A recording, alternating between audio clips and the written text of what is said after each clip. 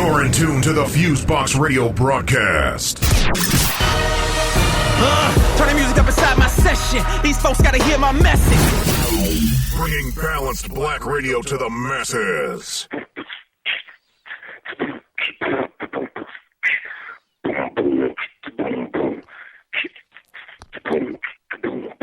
All right, everybody, 1 2 1 2. What's going on? You're now in tune to another episode of the syndicated worldwide FuseBox Radio Broadcast, bringing the balance back to black radio each and every week with a mix of commentary and music mixes hitting up the international Black Diaspora of tunes such as hip hop, soul, funk, jazz, reggae, and more. On the commentary and mixing, you got myself, DJ Fusion. On the side, you got my bro who did the same thing. Let me have him go ahead and introduce himself.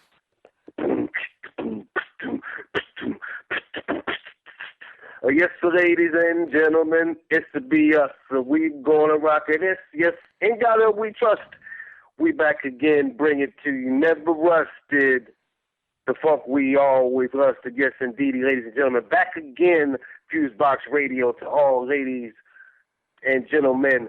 Soldiers, of course, we're going to rock it for the whole wide world. Love you all. One love. Fusion, what's the deal, girl? Man, doing pretty good. Glad to get a chance to record this show. The previous week we had the snowstorm. And then our schedules got a little hectic beforehand, but it's all good. This is why we have archives of the show. And definitely shout out to the old and new school listeners who listen to us via podcast, who've been keeping our numbers up and lively. And yeah, man, I'm ready to get a good show in. I know we got a decent amount of good music in the mix and all of that.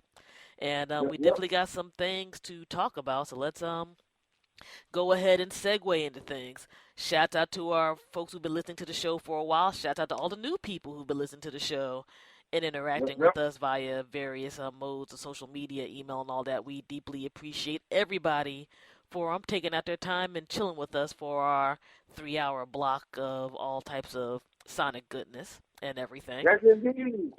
And for those folks who are new, let's just break down how we do the show right quick.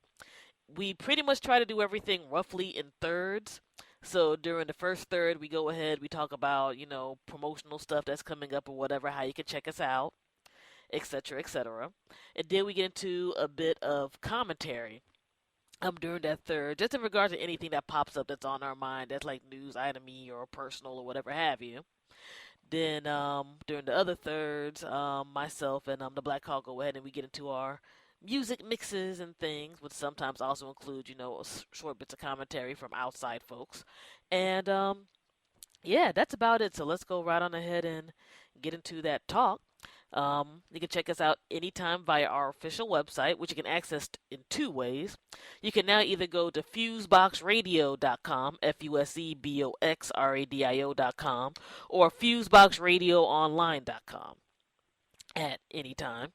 Our official blog site is blackradioisback.com, where we have, besides radio show posts and things, coverage of different events that we go to. We'll, post up music and other stuff that pops up on our minds, so forth and so on. And via social media, we got a few ways you can reach out to us. Our official Facebook like page is facebook.com/FuseboxRadioShow, which is just one straight word. Hit that thumbs up button if you can. That helps us out a lot on that particular platform in terms of promo and everything. Twitter.com/FuseboxRadio, Instagram.com/FuseboxRadio, so forth and so on. And if you can't remember any of this stuff, just search for FuseBox Radio Broadcast via your favorite internet search engine of choice, and you can find us out that way in all of our different outlets and things. Excuse me. Via podcasting, we're going to work to have these shows up at least by Monday of each week. Usually we want to do it on Sundays, but it'll be like late Sunday to early Monday. You're going to weekly have a show to access. And you can get us through all of your favorite podcast services and things such as iTunes, Stitcher, TuneIn, Player FM, Acast, Audio Search, and so forth and so on. If you want to go to our website, we have our RSS feed that you can plug into any podcast application that you use. and you can subscribe to us that way if you don't use any of those other services. If you are using a service that has ratings and you dig what we do, please go on ahead and give us a rating. That type of stuff also helps us get to more eyes and things. And we deeply appreciate that. In terms of upcoming events, we're blocking out a lot of stuff for the spring right now. And it looks like it's going to be an exciting time for everybody. So we're going to go ahead and definitely be announcing some stuff like that. So we're going to definitely be doing the running and race circuit again on various stuff. Music festival season is coming up, so one way or the other, if we're not performing somewhere, we're going to probably be doing press coverage, at least around the states and everything, the next few weeks. And let me see here. What else is there? Yeah, this literally just us having to wrap up some contracts. That's why I'm not announcing a few things right now. But from April onward, and maybe including even March, we're going to have a lot of interesting biz happening. So go on ahead and check us out. And you can always find out about our upcoming events via the official FuseBox Radio website and things. So yeah, man, let's go ahead and get into some talking stuff. We are recording officially after the Super Bowl, which I'm pretty sure most people who listen to this show, and if you're not completely sports inept, know what that is. But it's pretty much our American football championship and whatnot. Well, for me, unfortunately, the team I wanted to win didn't win. The Denver Broncos ended up winning. And they played their game and they, win it and all that good stuff. I personally believe some of the referee calls were completely bullshit. And I don't necessarily like the narrative people were trying to spin of black quarterback versus white quarterback, especially with a guy who's more or less is said to be retiring. Like, it almost felt to me like some of these sports announcers were relieved that Cam Newton and the Carolina Panthers didn't win. And what have you. It's always a funny thing. As long as I remember, because while I'm not the biggest football person, I have lots of family that is, so I can, keep up with stuff or whatever. I think it hasn't been since Washington's team that a black quarterback has won a Super Bowl. The Black Hawk might know a little bit more on that end or whatever. So we're talking at least over 20-something years. I'm sorry. Black Hawk, what did you say again? I'm about to say, you would know, it wasn't since D.C. that a black quarterback's won a Super Bowl. Is that right? I think you might know that more than me. Well, no, you're talking about Doug Williams in the 80s. Okay, so, yeah, that is the late 80s. So we're talking, damn near 30 years ago. No. The Seahawks, just 2 or 3 years ago, when they won it. Oh, wait a second. No, what? So true. So it hasn't been terribly long, but before that, it had been quite some time. And there was QBs who had gone. I think the Buffalo, but they didn't win. So there were cats putting in work who were stellar players. They just didn't come home with the ring. And, I mean, we've had people who've gone there. I mean, I just think it's a matter of, the folks who've won is what I was looking at and what have you. Because it's always a funny thing to me with American sports. You want to have people of color play, and you'll cheer them all year and everything throughout, but when they don't seem to be controllable or fit in your quote-unquote acceptable box, people get pissed.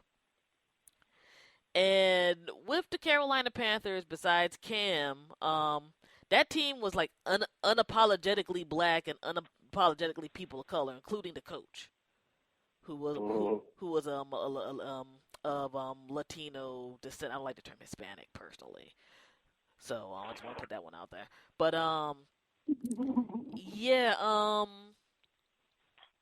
it's just been interesting the past week or so to see how mainstream America has been responding to the ascendancy of that team. Because, I mean, of course, some people are going to win, some people are going to lose. And Denver's defense came out and went hard for this game. Again, there were some nonsense calls, but I'm like, I can't say that Denver was like slacking or whatever.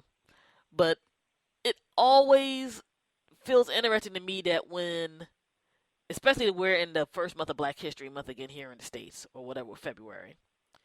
Not only a few days past that. It's always interesting to me that other people want to define what your blackness is supposed to be. And if it doesn't make somebody comfortable, then there's just an absurd amount of pushback. And this is whether you're famous or not. You know what I'm saying? And sometimes it's from the quote-unquote mainstream community, and sometimes it's from within your own community. And with a cat like Cam, and we were talking about this offline not too long ago, wasn't just like white Americans who were pissed off at Cam Newton. Mm-hmm.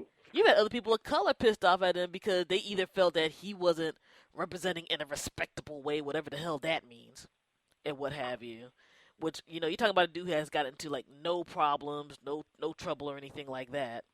Like, him just being happy and dancing made people mad. Like, I think a few months ago, we had talked about that letter that some fan wrote of another team talking about, well, his dancing and gyrations messed with my child. That messed with you, lady. That didn't mess with your child. Okay, you're writing paragraphs about this dude. I'm like, all right, you might need to handle something at home. You know what I'm saying? It's always a bizarre thing when people want to use you for ideas and labor, and with the case of sports, it's athleticism. But when you have a particular mind where they can't point at you and just be there like, oh, well, you a thug or you stupid, then that causes a problem. Like, Cam Newton's a smart dude, you know what I'm saying? And everything that's been with him, like, he is like a genuinely good guy. This is the guy who's like, I don't care if I'm getting fines, I'm giving kids to football. I'm making donations to other things, I'm running around. I'm going to be a black man who's happy, period, much less one that expresses joy when they succeed in something. Like, black joy pisses people the hell off. You know what I mean? And that is like the most bizarre thing in the world, even with me being in my 30s and what have you. So, I don't know, like, it's just been an interesting study the past week or two, seeing how media has responded throughout the NFL playoffs to this particular point. I congratulate everybody who played. I don't play football. I'm not getting knocked around. Like, everybody put in their work for their game today. And I'm sure Cam Newton, all the other guys in Carolina and what have you, going to have other chances to play. Well, And one thing make I good want moves. Go ahead, sorry. Excuse me. Mm-hmm. I kind of do a little eating. I ain't going to eat on recording. Yeah, I was saying chowing down. We recording, man. What? Bruh. But yeah, ladies and gentlemen, I was at work, so I didn't see the game. I was, and my team wasn't there. Obviously, I wanted the brother to win. I was noticing at work and at other places, like the vibe of the people who wanted Denver to win, but who weren't Denver fans. Mm-hmm. But it's all good. When this is Carolina as a franchise.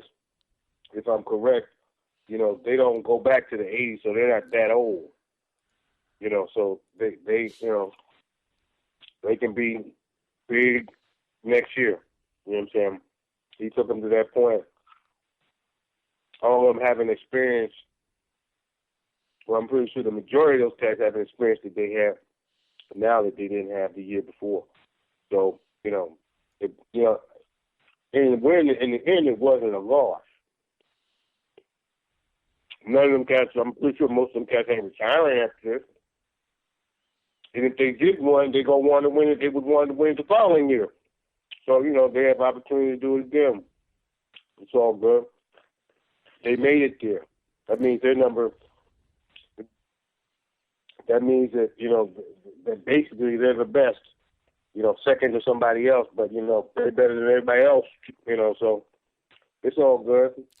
No doubt. I mean, everybody I think put in a hard fought game, a classic game. You know what I mean? Like I can't really say that anybody did anything dirty or bugged out besides the possibility of some, like I said, some whack calls earlier. You know, you got people who are at the top of their sport, and I hope continue doing that as long as they feel like that. You know what I mean? I just look at stuff like that as always an interesting marker, and not just with the athletes, but during the halftime show and the responses during the halftime show this time around. Like we talked last year about you know how pretty much Missy ran away with Katy Perry's halftime show, and not saying that you know Katy Perry sucked, but it's like I think it kills me that after all this time, like, you got people who are still bitter over the Janet Jackson incident that happened years ago. And are like, we can't have that, you know, black energy and sexuality out there, but now they're just trying to dab it in a little bit. You know what I'm saying? You had Janelle Monáe introduce the halftime show. You had Coldplay perform, who I don't feel is a bad band, but I think the Super Bowl, you need to have a certain energy to do a Super Bowl show. You know what I'm saying? And Coldplay is more like dumb, mellow type of stadium rock and whatever. So they open it, and I had family over, so like my mom was here or whatever. And she's just there like, okay, this is like wild, boring. Who's this white boy band? And I'm like, yo, that's Coldplay, whatever. Bruno Mars and Beyonce should be on. So she's like, okay, so it's going to probably get better. And it did, you know. I don't believe that Bruno Mars and Beyonce put on the A-ist of their A games, but they did their thing. And when you go from like that kind of mellow stadium rock to, you know, the Bruno Mars joint he did with Mark Ronson, the Uptown Funk joint. Yeah. And then you go from that to Beyonce's joint, because she just dropped a new song yesterday. And what have you. Yeah, we're going to get a little more into that later on. But she dropped a new joint called Formation. And she did a little bit of that during the joint. And then, you know, they had some little cross-intersection song or whatever. And then Coldplay kind of closed it out. And it was just kind of blatant where I'm just there like, I don't dislike any of the people that performed, per se, in like no hardcore way or whatever. They all had put out stuff I respected at various times. But it's just there like, damn, I feel kind of bad for Coldplay. They got outshined. Like, black music outshined so much shit.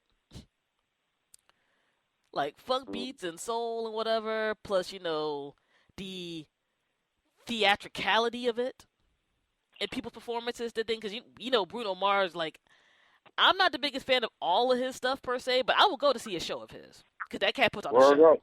You know what I'm saying? That cat puts on a real show, band, dancers, the entire nine. Likewise with Beyonce, I can't say I love all her albums or everything, but if you want to see a show with spectacle and dancers and people going in, that's what they were made for. And it was kind of but that to see, you know, the calm stadium rock guys, you know, almost be like pushed to the side. You know what I'm saying?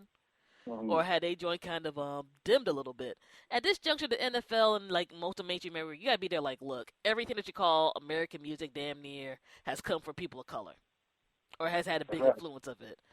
Rock and roll, R&B, jazz, etc. The stuff that people from overseas look at in terms of what is American. This isn't saying that you got to have a quote or anything in terms of, you know, ethnicities of acts or nothing like that. I'm not saying that. I mean, I think Lady Gaga did a pretty good Star Spangled Banner at the beginning. You know? But when you have those type of energy, that kind of music, you kind of gotta think about stuff a little bit. You know, so and then seeing some people's online responses about it through the Oh Hell No page, I had put up this little meme that kind of made fun of Coldplay being in the background, and you had some people get angry.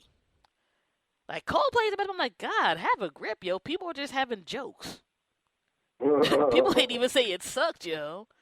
Now I'm just saying that, you know, especially for people who might not be about that. Like, I looked at my family as an example. They were just there like, yo, no offense to this white boy band, but yeah, they should have just like left after that. because it was but yeah. a big But difference, I mean, But shout out to everybody who performed, because again, this is no disrespect to people or whatever, but I just like looking at the responses of people when they see anybody black remotely shining and how it makes people upset. But go on. No, ahead, I definitely like to see that. No, I would agree with you on that, Fusion. I mean, it just shows you that America and most people aren't involved as much as they may be proclaimed. So, they'll tell you to practice what you preach, but they're saying that everything is okay and that it really ain't okay. So there's more an illusion and deception that they're trying to play on you. But I'm glad everybody got it in, and I knew Bruno Mars was going to get it in. And, of course, Beyonce was going to get it in. You know what I'm saying? I'm pretty sure the other cats, they got it in, too. So, big up to them. One thing I wanted to say, and I should have said this at the very beginning, is that something major has happened as far as I'm concerned. And that's the passing of the brother from Earth, Wind & Fire, Maurice White. Oh, we're about to go right into that, so that's a good segue. Go right on ahead, and I'll add in my parts. Yes, indeed. I'm not going to necessarily say that I know everything about them. I've learned bits and pieces or whatever. And as a little kid, I remember little kids bringing Earth, Wind & Fire albums back when I was a little kid. And I didn't always live in Jersey. We moved around a lot as a kid. I just remember I was in the South at the time. I lived in the South for a couple of years as a kid. I remember this little girl brought one of Earth, Wind & Fire's albums. And,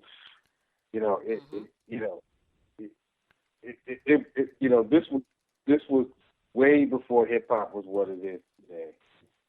And so, Earth, Wind & Fire, I'm glad that I think somebody had done, I thought I heard a gospel group do a cover of an Earth, Wind & Fire song, if I'm correct. Earth, Wind & Fire's music is basically spiritual music. I mean, of course, Reason, a couple songs you wouldn't necessarily play it, in a temple context, in prayer and worship, but some of the stuff they got on their albums you could. And they did that well. And, they did, the sensual, love, love type songs well too, and I thought the imagery that they did with the albums, I thought that, that was helpful. That was helpful on a lot of different levels, other than sight. And that was cool that, on albums they have like a statue, half something ancient Egyptian and half robot in the sense, the one that I think it's the temple of Abu Simbel, where they have like the four gods sitting up front, and then on the back it has like spaceships and like a city or whatever. That's the one that has that song. That's the song that Steve Harvey played on his comedy skit. That song is on that album. And, there's so many different aspects and facets that Earth, Wind & Fire has touched musically, just inspirationally, just the imagery, being all brothers, all African-American brothers. Not many groups in the diaspora have put it down like them. And from that time period, I mean, they the ones that did the soundtrack to Sweetback's badass song. Which I think Mario Slept On classic, yeah, that's Mario Van Peebles' joint. Melvin Van Peebles. That was in the '60s. I don't even know if they were known by that name, but since I've been, digging records, find out about their early stuff or whatever. But I'm gonna wrap it up. But I do believe that that was we all are born, live, and die, and die is more or less another way of saying rebirth. And I didn't know the brother personally, but I think with what they put forth, that he had to have been a certain type of dude. And I think just from me reading it vibrationally, and I'm a mean judge of character, and when Luther went, I was, Luther didn't get into his set. You know what I'm saying? So it just goes to show you got to take care of yourself. Homeboy got up there, and he was a writer and drummer also. That's what I do know. So he did music for other people, the Emotions, and I know he was a drummer for my man Ramsey Lewis. Yeah, I was gonna bring that joint up. So he has a lot of ties in terms of the multiple facets of black music from Jump Street. But all I want to say is to let Fusion get into it is that was definitely I got the impression that he was a good soul and that he didn't have to be a master, but I think that his contribution to music and just that whole concept of Earth Fire that him and the brothers and maybe him and other people came up with and that they wanted to be associated with. Not everybody wanted to be. I mean, P-Funk had some stuff like that on their albums. The Trombibulation album, P-Funk is a pyramid. I mean, it is a pyramid with with my man George with a elf. To me, P-Funk and let me say this briefly. P-Funk and Earth, Wind & Fire were on the same coin to me. They were one coin, one side of a different coin. You know what I'm saying? Where, P-Funk, Parliament and Funkadelic, and, a lot of those cats are still alive, God bless them. But they reminded me of one and the same. One was maybe good in one way and one was good in another way. I think P-Funk was more funky than Earth, Wind & Fire. But I think Earth, Wind & Fire on the ballads and, I think they filled in that other aspect to me. You know what I'm saying? It's not like one was better than another to me. But, when I think of P-Funk, though, I think of Earth, Wind & Fire. When I think of Earth, Wind & Fire, personally, I think of P-Funk and having that element that was, in other words, as a kid, I remember those two coming up the most. I lived as a kid, I didn't just live in Jersey and New York, I lived in the South too. And I remember, and in the Midwest, and the two groups I remember coming up the most was Earth, Wind & Fire and P-Funk. And so, that's part of, that genre and generation. But definitely big up to Earth, Wind & Fire. Earth, Wind & Fire fans, Maurice and his family, peace and blessings. And then, of course, that brother I believe has passage back to Blackwater.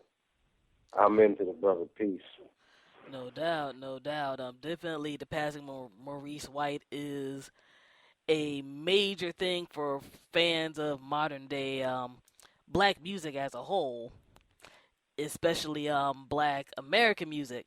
While he did a great work with Earth, Wind & Fire, which I think for a lot of people besides folks who might like soul, funk, and all that type of stuff, Earth, Wind & Fire also, I think, was one of those music groups that first really got heavy into what some folks now call Afrofuturism. Yeah. And what have you in terms of the imageries and tying in different spiritual beliefs of various folks from the diaspora and what have you within their music. And being able to do so while not necessarily being quote-unquote preachy, which is a big thing to me. I think great music literally can take you mentally somewhere and elevate you to a different place, and Earth, Wind & Fire just had that upliftment music. You know what I'm saying? Even they had the ballads and the heartbreak songs and stuff. You had that type of thing going on. So for my people who are into the Afrofuturistic vibe, and when you're seeing folks like the Janelle Monáes and Erykah Badu's and stuff like that, rocking certain stuff and doing whatever, that group was definitely a huge influence in that regard.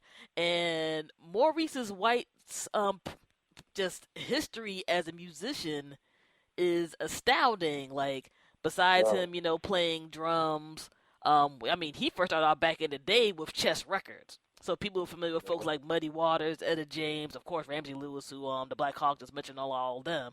He played drums for those folks before he got into the Ramsey Lewis trio, and then, you know, inevitably going ahead and forming Earth, Wind, and Fire. He was also a songwriter. No doubt. And wrote songs for a lot of folks too. I mean, of course, people know the Earth, Wind, and Fire catalog. Like, he wrote the vast majority, or co-wrote the vast majority of those songs.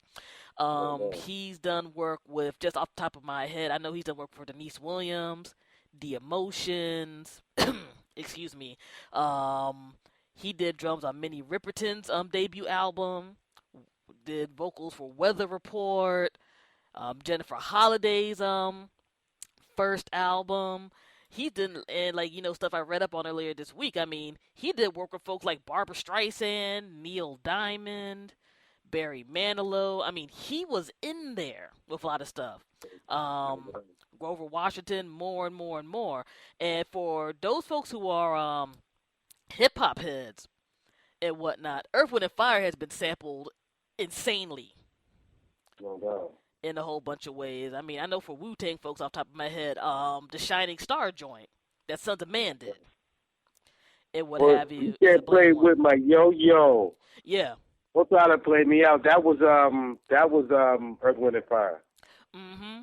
Exactly. I mean, his influence was real, you know, expansive and everything. So definitely, you know, prayers and condolences to his family, friends, and fans of the multiple folks that he's gone ahead and worked with. I know he had been ill for a minute, and I just think with the way 2016 has gone, and it's still like a shocker to people who've been around for so long, transition. You know what I'm saying? And it's just another reminder to appreciate all of these folks while they're here.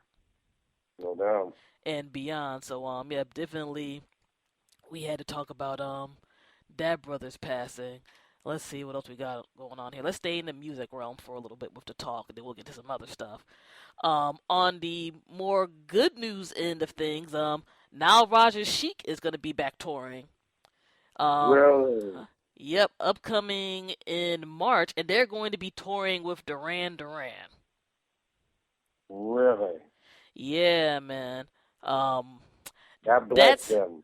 Both. That's going to be a thing, and I really hope they make it anywhere near our corner of the. Oh crap! They're going to be at the Verizon Center in April. I gotta see when those tickets go on sale.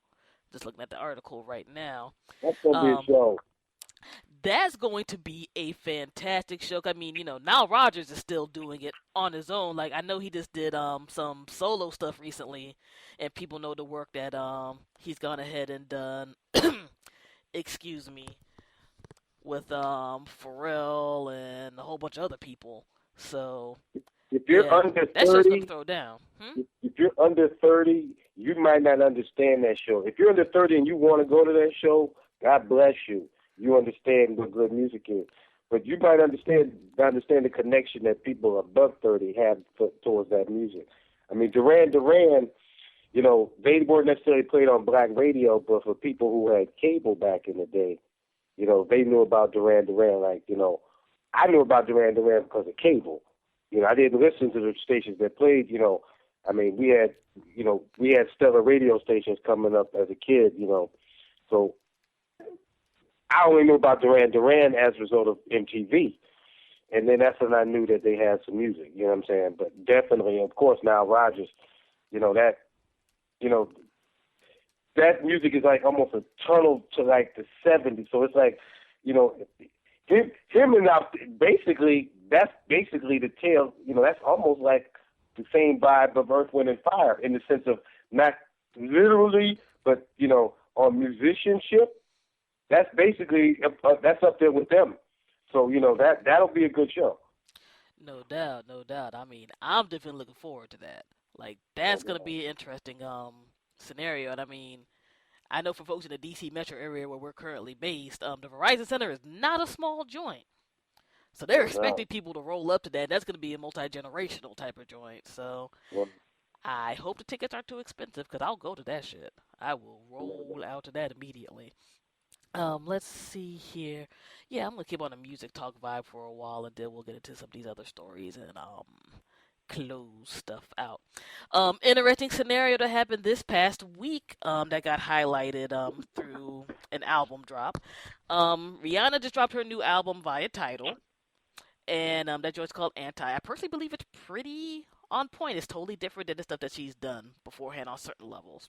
But what makes this a bit more interesting than just another artist dropping an album is the way it was done and what it dovetailed into with the RIAA, which is the Recording Industry Association of America.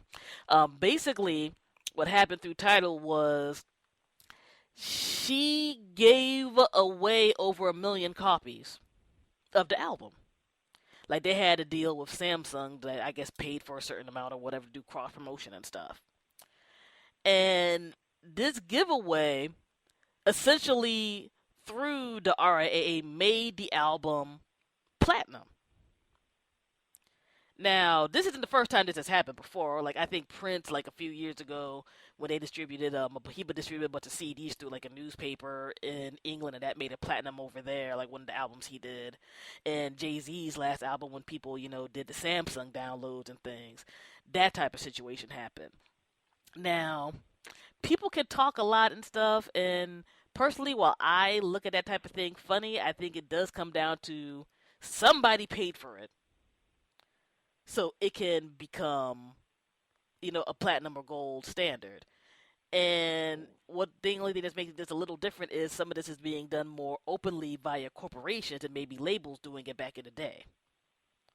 No doubt. And inflating numbers and stuff like that. Now, I'm one of those people, I don't believe that because an album has gone gold or platinum that it's actually good. No doubt. Like, plenty of good albums didn't make sales for a long freaking time, depending on how promotions were done and competition and other things. That doesn't mean I'm not happy when an album does make those sales and it's legit. But we got to keep very honest about that type of thing. Like, it's only so much of a marker. And honestly, because I guess I just grew up during that transitional period between physical and internet copies and all of that, I look at sales a different way than I used to. Like, a lot of people don't got to drag themselves out and buy something at a location anymore. You know what I'm saying? Like, certain things and certain modes of promotion, I think, make it easier for some cats to go platinum or gold than what it used to be back when. Yeah, I think so, too. Or whatever. But, yeah, let me just say briefly that it should never be, we should be never be interpreted, be misinterpreted. Everybody wants, we're glad that when people do that, you know what I'm saying? That doesn't mean that we're less glad if we don't necessarily like what came out, you know what I'm saying? Mm-hmm. But, an album being great because of record sales, I think that there was a time that was like that. And maybe in some ways it still is like that. But record sales has nothing to do with a great album. Or an album that makes one feel good. Because great is going to be basically eye of the beholder. If it makes you feel good and inspirational, like Deion Ferris, Wild Seed, Wild Flower. Mm-hmm. That's my shit still to the day. That came out in the late 90s. I had a lot of people die in my family in the early 90s, and that was one of them albums, amongst a collection, but that was up there that, was very therapeutic. That album wasn't very, it got some play, but it wasn't a multi-platinum album, I don't think it's platinum. It may be platinum now, but I don't think it was platinum then. You know what I'm saying? So it's what it can do to one, but that's all. No doubt.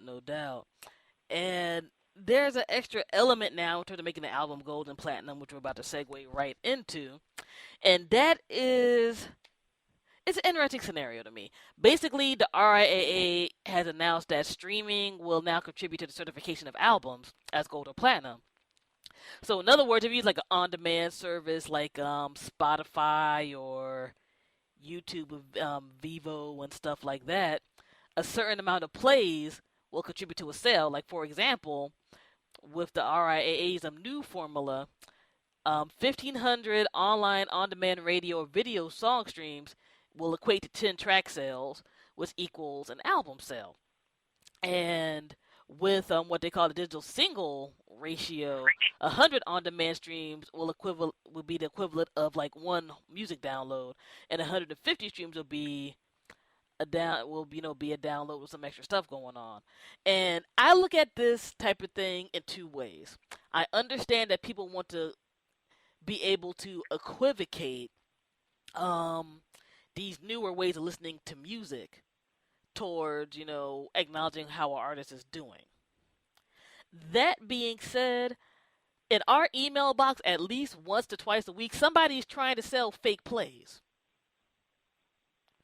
Like, you paid this amount of money, it will get you this many SoundCloud plays, we'll get you this many YouTube plays, so you can look good and say that people are checking out your joint, even if it's going just through like a computer program or algorithm or whatever have you. And when I look at something like this, I can see people really gaming the system unless there's going to be a hardcore, concrete way of weeding this type of thing out. Wow. And these bigger labels can afford to do that way more than, some average smo who's an indie. No doubt. And that makes me nervous. And also, I got to look at the aspect of how are you counting the stream? Is it somebody listening to the entire song straight through? Is it halfway through? Is it 3/4 through? Because, sometimes you might listen to a song and be like, okay, I'm good, and skip to something else. Is it going to come from a particular IP address a day at a time? If somebody's playing a joint 5 times in a row, is that how it counts? Like, there's a lot of suspect shit in this to me. Word up. That makes me personally feel funny. Now, again, I'm not against downloads and streams counting because more and more people are doing that. There are different generations of people doing that. You know what I'm saying? But when you get into this, it just gets weird, and seeing some artists' responses, because like some people automatically became platinum the second this happened. And you had some people who just stayed quiet and they kept it moving. And you had some folks like Top Dog Entertainment, like Kendrick Lamar and them's album, talking about, platinum to me is selling a certain amount. It's not some streams. No doubt. We rather do this the real way. So I'm curious to see how this goes, because again, like, this just feels wild suspect to me, and maybe I'm paranoid after my half of my life being in this thing and just seeing all kinds of foolery with music industry stuff. But this could go way left if they don't regulate certain things quickly. So I'm so glad as a soul bearer that all I gotta do when I hear about these numbers and stuff is listen to it. And not even necessarily pay attention to what's being said. You know what I'm saying? And just listen to it, go through it. Not necessarily even. Or you could do the old thing. People just listen to the first 10 seconds. Just get it. Okay, boom, boom, boom. All right, I already know. So I'm glad for you. That's peace. It's peace, yo. I mean, you got some blue. I'm not feeling it, but it's all good. And that's just how it goes. I feel you. I mean, overall, at the end of the day, music and, the entertainment people like is subjective, right? Yeah. But, I just feel that there's going to be some more stuff, especially in what's called the black, quote-unquote, urban music field. You're going to be like, what the fuck is this? How did this become platinum? Somebody's going to play a game to try to make somebody look like they got more shit going on than they do. And I think overall that's harmful because you're going to have enough people going to just be lazy, whether it's in regards to them trying to inflate their numbers, or they're going to imitate something that was bullshit that just had inflated numbers. You know what I'm saying? They're going to copy something they think is getting some real sales and play that ain't really getting nothing, but somebody greasing, the wheels. And plus, but there was shit, some jokers jokers who were pioneers of these rap styles. And a lot of these cats didn't get this type of notoriety, fame, or attention. And so, in a way, I'm like, when I hear them, when I see this, I'm like, okay. So and so with so and so crew was like way better.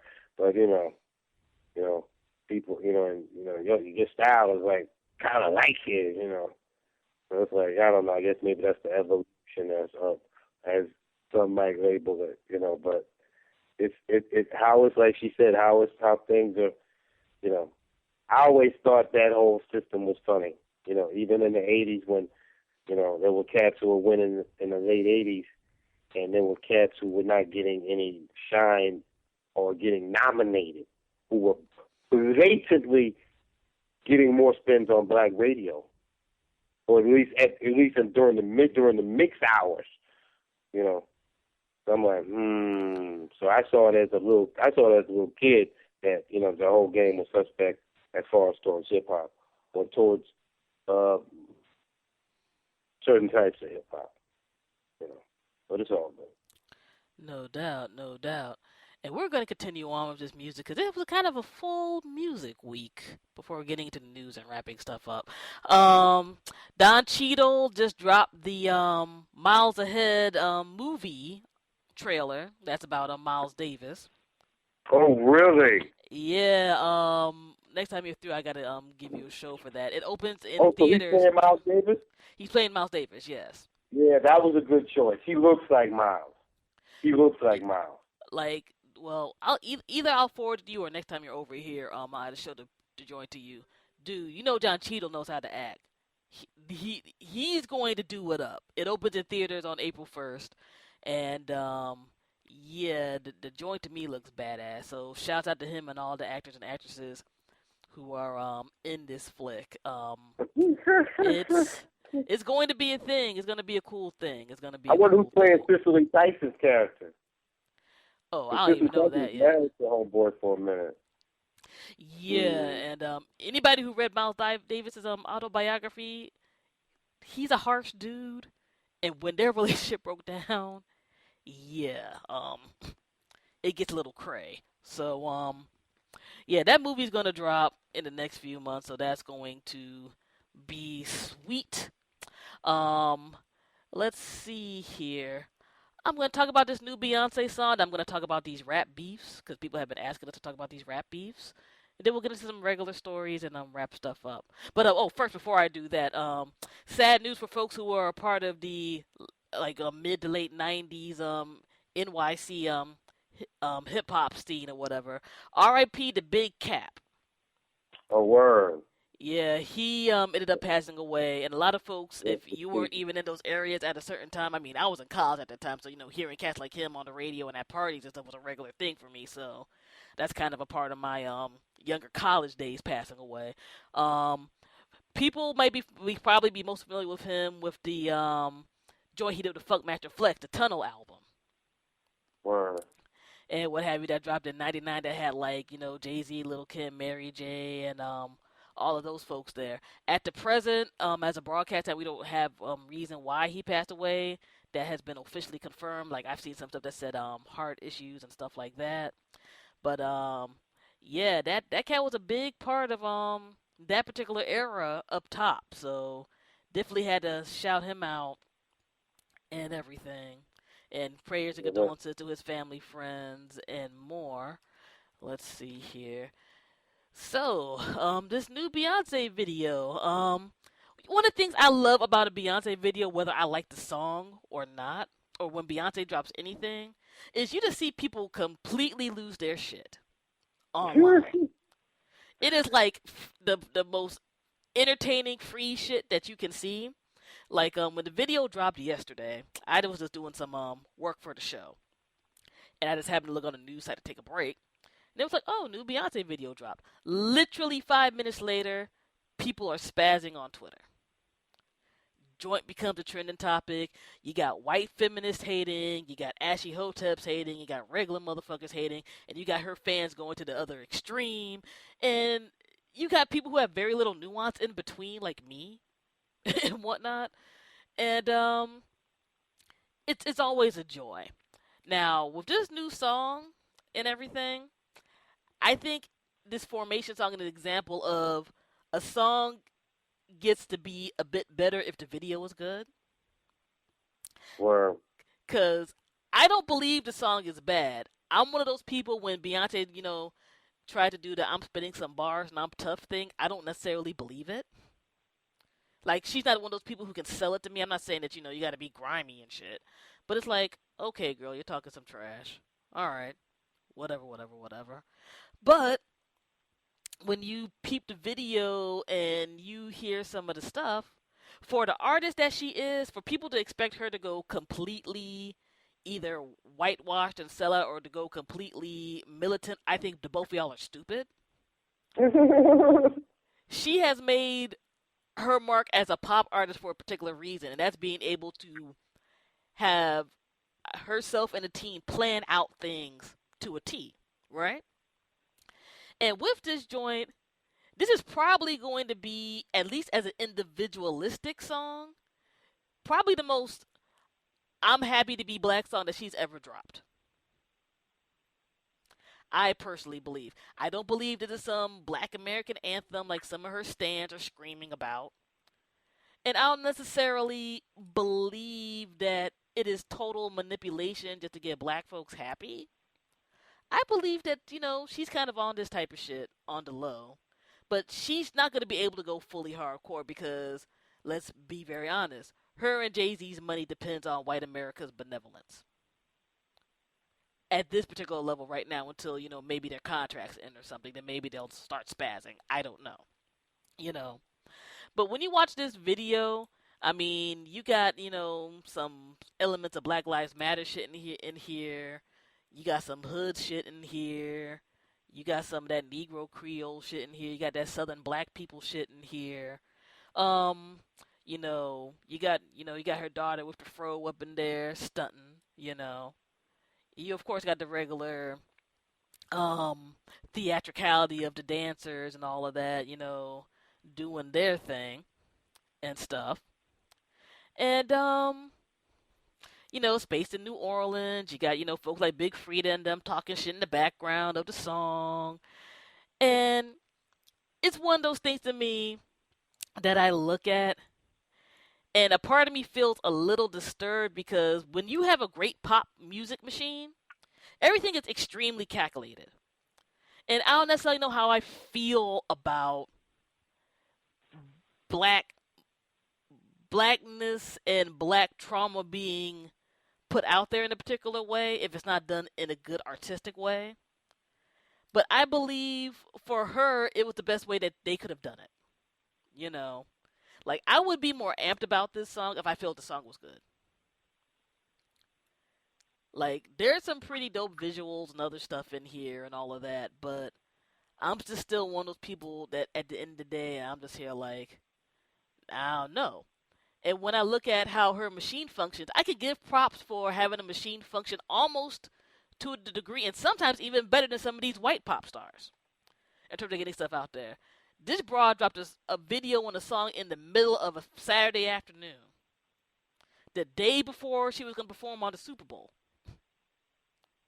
and blew away all this other music drama I'm going to talk about in a little bit. Like, nobody gave a fuck about nothing else but that. That's kind of amazing. As of broadcast time or us recording this, I haven't seen the video or heard the song, so I can't really comment on it. But yeah, so. But it's one of those things I look at with her. Like, the responses to me are way more entertaining at times with this type of thing. Because, like, again, nuance is gone when anything drops with Beyonce. However, because I think this is a video that there's literally the only people who are white in the video are cops.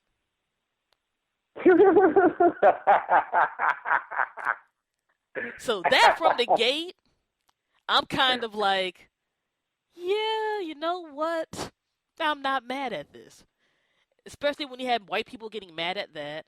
You have white people who were just there like, I don't understand this song. I don't understand what these lyrics mean when, they're talking about I got hot sauce in my bag and fuck this Illuminati mess you're talking about me and my kid, and I like my big black nose and I like folks with froze and all this other type of shit.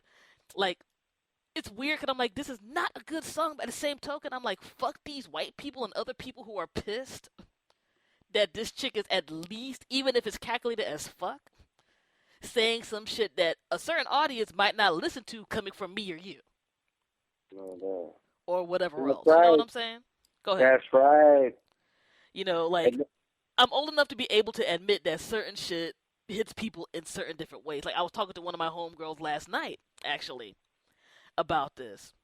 And she was just there, like, you know, kind of restating what we were talking about, where we're just there, like, it's Beyonce, but for Beyonce, this is going kind of out there for her. You know what I'm saying? Let me say something briefly. Go ahead. That what's deep about her doing that is, like Fusion made the point of, if it came from near you, it wouldn't be received the same way. Which makes the song even better, or her doing it even better, because it can be heard and maybe received and not be screened and maybe shunned, because it isn't somebody like her. So therefore they can listen to it. And also, when people talk about, not everybody does this apply to. I don't want to misrepresent that either. But Marvin Gaye is like a soul singer. And most people who like Marvin Gaye remember the fact that he did songs that were about what was going on. You know, what's going on, or inner city blues, you know, Mercy, Mercy Me, you know, or the album that came from was, you know, almost like a, you know, so her doing a song like that is reminiscent of when, you know, certain people did those type of songs. You know what I'm saying? So, you know, and Marvin doing that got that message out in a way that maybe, you know, Earl, who plays, you know, at the Chicken Shack every weekend, you know, he might be saying, but it ain't going to get out like, you know, Homeboy did. You know what I'm saying? So, you know, her doing, from that perspective, I haven't heard it yet, but from that perspective, and that's why, you know,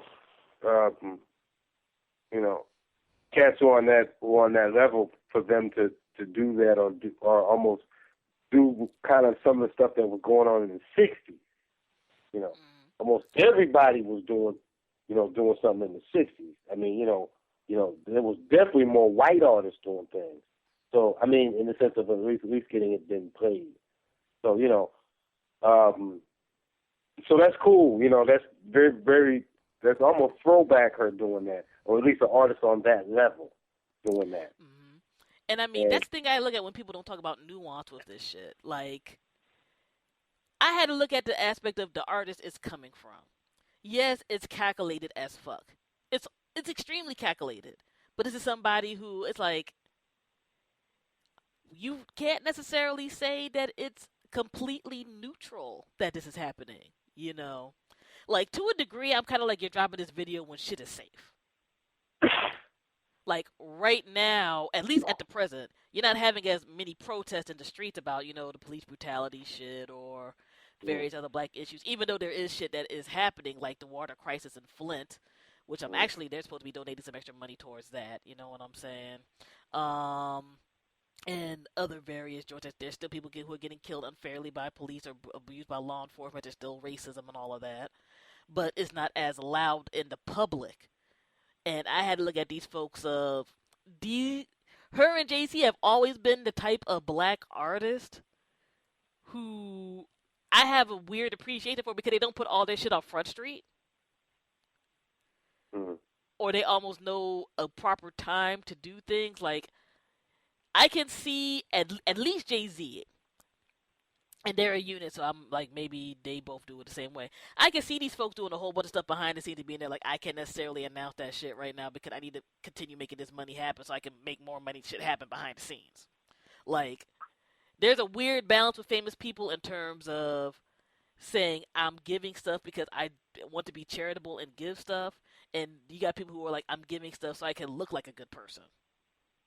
Yeah. And sometimes you're going to get shit regardless. So I kind of understand how they may function in certain things, like with Tidal giving like the $1.5 million to different organizations this past week that they're both co-owners of and whatnot. Well, there's a part of me that's just there like, wow, this is wild convenient. Rihanna's album drops A few days later, y'all announce that y'all are dropping this money. A few days later, this video drops. The next day, you're performing at the Super Bowl, doing a snippet of this new song, and then saying, oh, by the way, I got a tour coming up. Tickets go on sale next week. It's calculated as fuck. It is calculated as fuck. Let's keep it all the way live. Let's keep it all the way live. But at the same token, there's a brilliance to it, and it makes me feel conflicted at times. You know what I'm saying? Because I got to look at it like your marketing and promotion team is winning. Y'all niggas are winning right now, and it's kind of like, yeah, I want to give props to this, but at the same token, I'm like, is this real? Is this type of thing like the realness in your heart for doing this type of stuff? You know what I mean? Or is it like using black pain and black issues as a backdrop for your success? If that makes any sense. If that makes any sense. And again, I don't believe these folks are cold-hearted to a hard degree. But when things like fall into place like that, like clockwork all the time, I think these are questions that people have to ask. But however, there's a brilliance in terms of being able to do that, to have your name on people's tongues, and to bring up certain stuff from people who might not want to try to bring certain things up. Like, people always get mad about Beyonce and her embrace of what they don't feel that she's supposed to embrace, which is like this dark nigga who came from the hood and marrying Jay-Z, and a certain bit of sexuality, and not being necessarily put into the old school Whitney Houston box, right? Where people eventually cracked. Like, you were just a pretty face. And people can hear a song or two, and that's it. Like, you're trying to put more of your, I guess, your more authentic self out there. Or what's portrayed as an authentic self when you have more leeway to do so.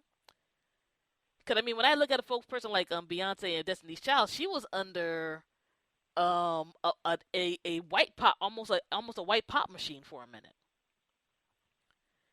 And, you know, people are more grown now and doing other types of things and exploring more types of stuff. So, I mean, I don't know, dude. The only thing that really annoys me right now is her extreme fans and these people who are going to write all these think pieces about thought about this fucking video and song and stuff. But they hustling.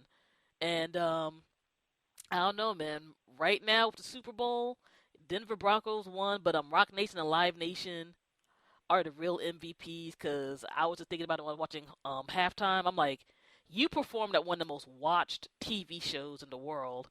Even if they're like, oh, hey, bitches, I'm going on tour, too.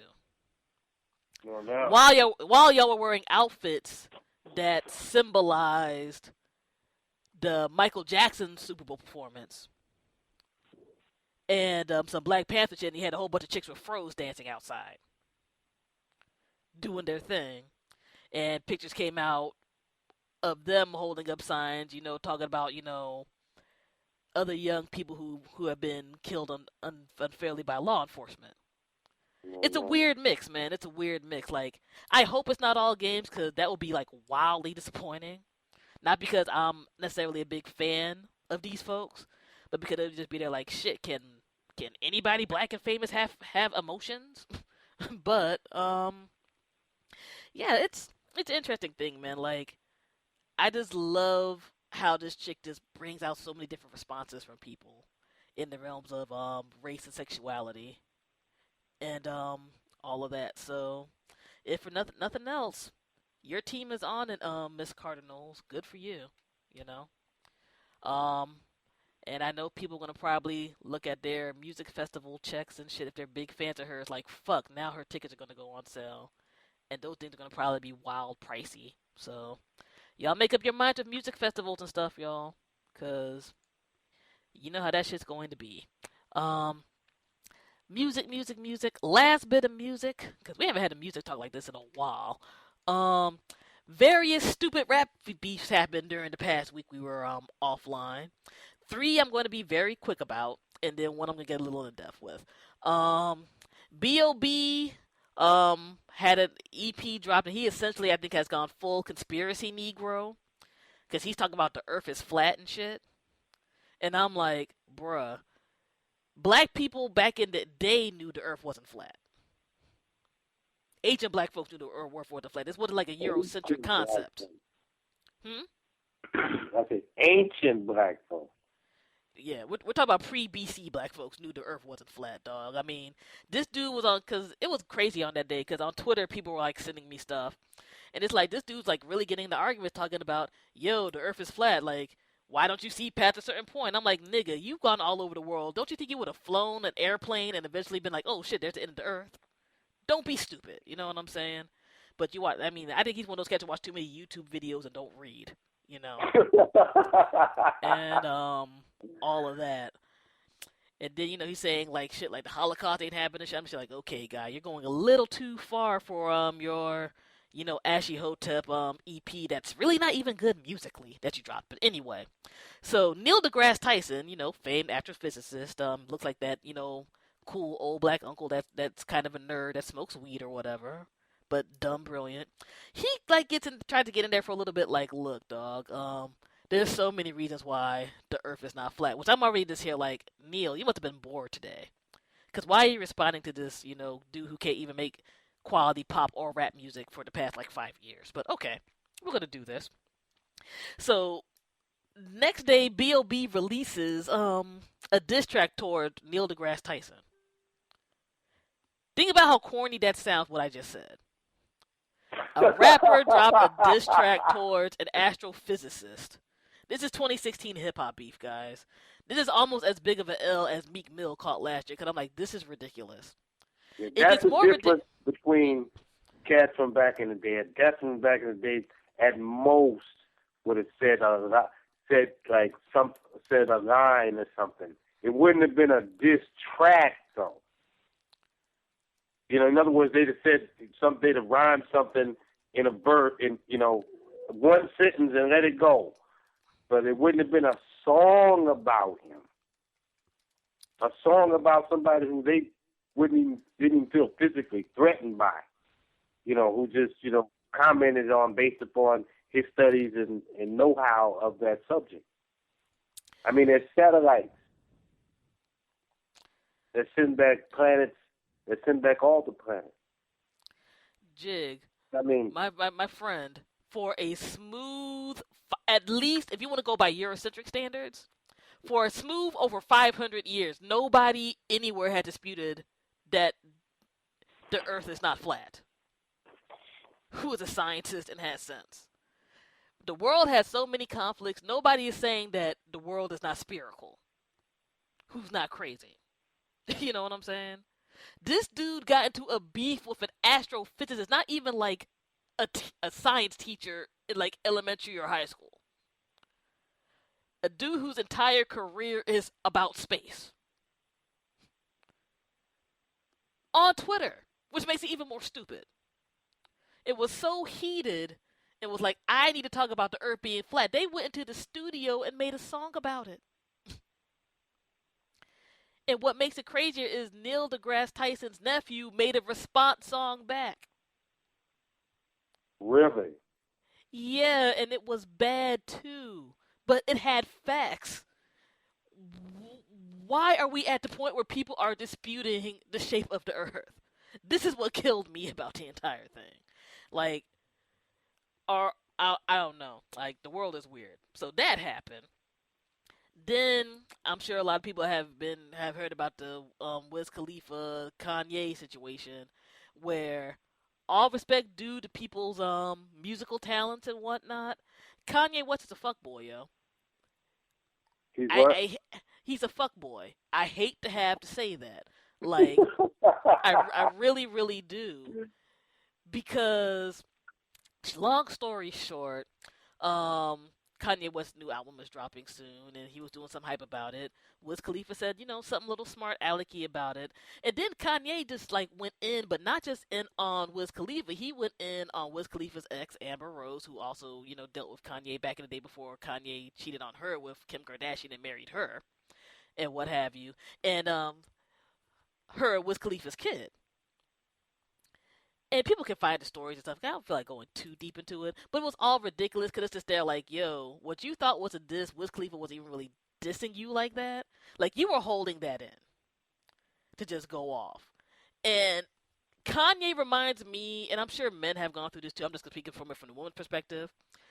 Kanye reminds me of that ex who's mad when you move on with your life, and you're really not bothered by them until they try to bring you into some nonsense. You know what I'm saying? However people may feel about Amber Rose's past profession or whatever in terms of stripping before getting to the modeling and stuff, he was with that chick for mad years. 2 of his best projects came from the time frame he was dealing with her. He cheated on her. She did not cheat on him. And when you're that type of dude, and it's like, if you got involved with somebody who's in a particular profession, right? And you get with somebody else, you're just trying to hype up the other person, and you just the former.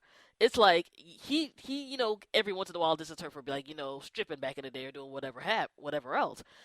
But I'm just there like, you married your sex worker, because Kim Kardashian banged out Ray J on that tape that got sold, and not just by her moms. You married a chick who got banged out on tape, and her mom sold it. I mean, Amber Rose could strip, but she ain't do nothing like that. You know what I'm saying? Like, Ray J banged her out and peed on her. I mean, not to be crass, but let's keep it all the way live. If Amber Rose is a sex worker, the woman you married that had 2 kids with is a sex worker, or at least used to be. You know what I'm saying? The only difference is one has some black background because she's mixed, and one's white. You want me to elevate? Go ahead. Sorry. I'm not going to say that if a situation, it depends on vibe. I'm big on vibes. If the vibe ain't right, it just ain't right. But if the vibe is right, I'm not going to say that I wouldn't hit either one of them. I ain't going to finish say all that. With that said, though, I'm from an era and from both the cloth and from a certain type of brother that's all that was going to happen. Hit it and quit it. There were not going to be no children. We're not going to be child sired with no bitches getting peed on. No. You know what I'm saying? I used to think. I remember being on the trip. It's funny how certain people will say certain. I remember when I was young, they'd be older cats would say certain things, and I think about today. Niggas I didn't even know. I remember this nigga on the bus in Jersey said years ago, they don't make niggas like they used to. And at first, I didn't really receive that right because I wasn't sure if the nigga was, older cat was referring to, cats in my era because he was younger than me. And he was older than me. But it wasn't until I got a little older that, he was the person he was talking to was somebody on the bus, but that cat was in my age group. So I was like, whatever. But it wasn't until I got older that I understood what that meant. That there was a certain type of mentality. Like my brother said, there's a new type of man walking around. You know what I'm saying? And not all things that are done with the person's higher self. We we're maybe not making always the best decisions, and it's sad and unfortunate. You know what I'm saying? In the end, it's sad and unfortunate. Because that's why I ain't got no kids. I ain't. I can count the amount of women that I can trust. On one hand, and I'm like, that's, but, I have a genetic disposition and a spiritual disposition to only be around certain people and to allow myself. I taught me to look at certain people in the face because the energy that comes at me from them, it's like, that's a weird energy, and it's like, certain people can do that, have the constitution, mental, psychological constitution to be able to be in certain situations. I've met a couple of people to let me know that, there's certain type of roads that I don't want to go down. You know, I got a glimpse of the road. I was like, I ain't going down that road. You know, end up being like so and so that you hear about on the news. You know, keeping it simple.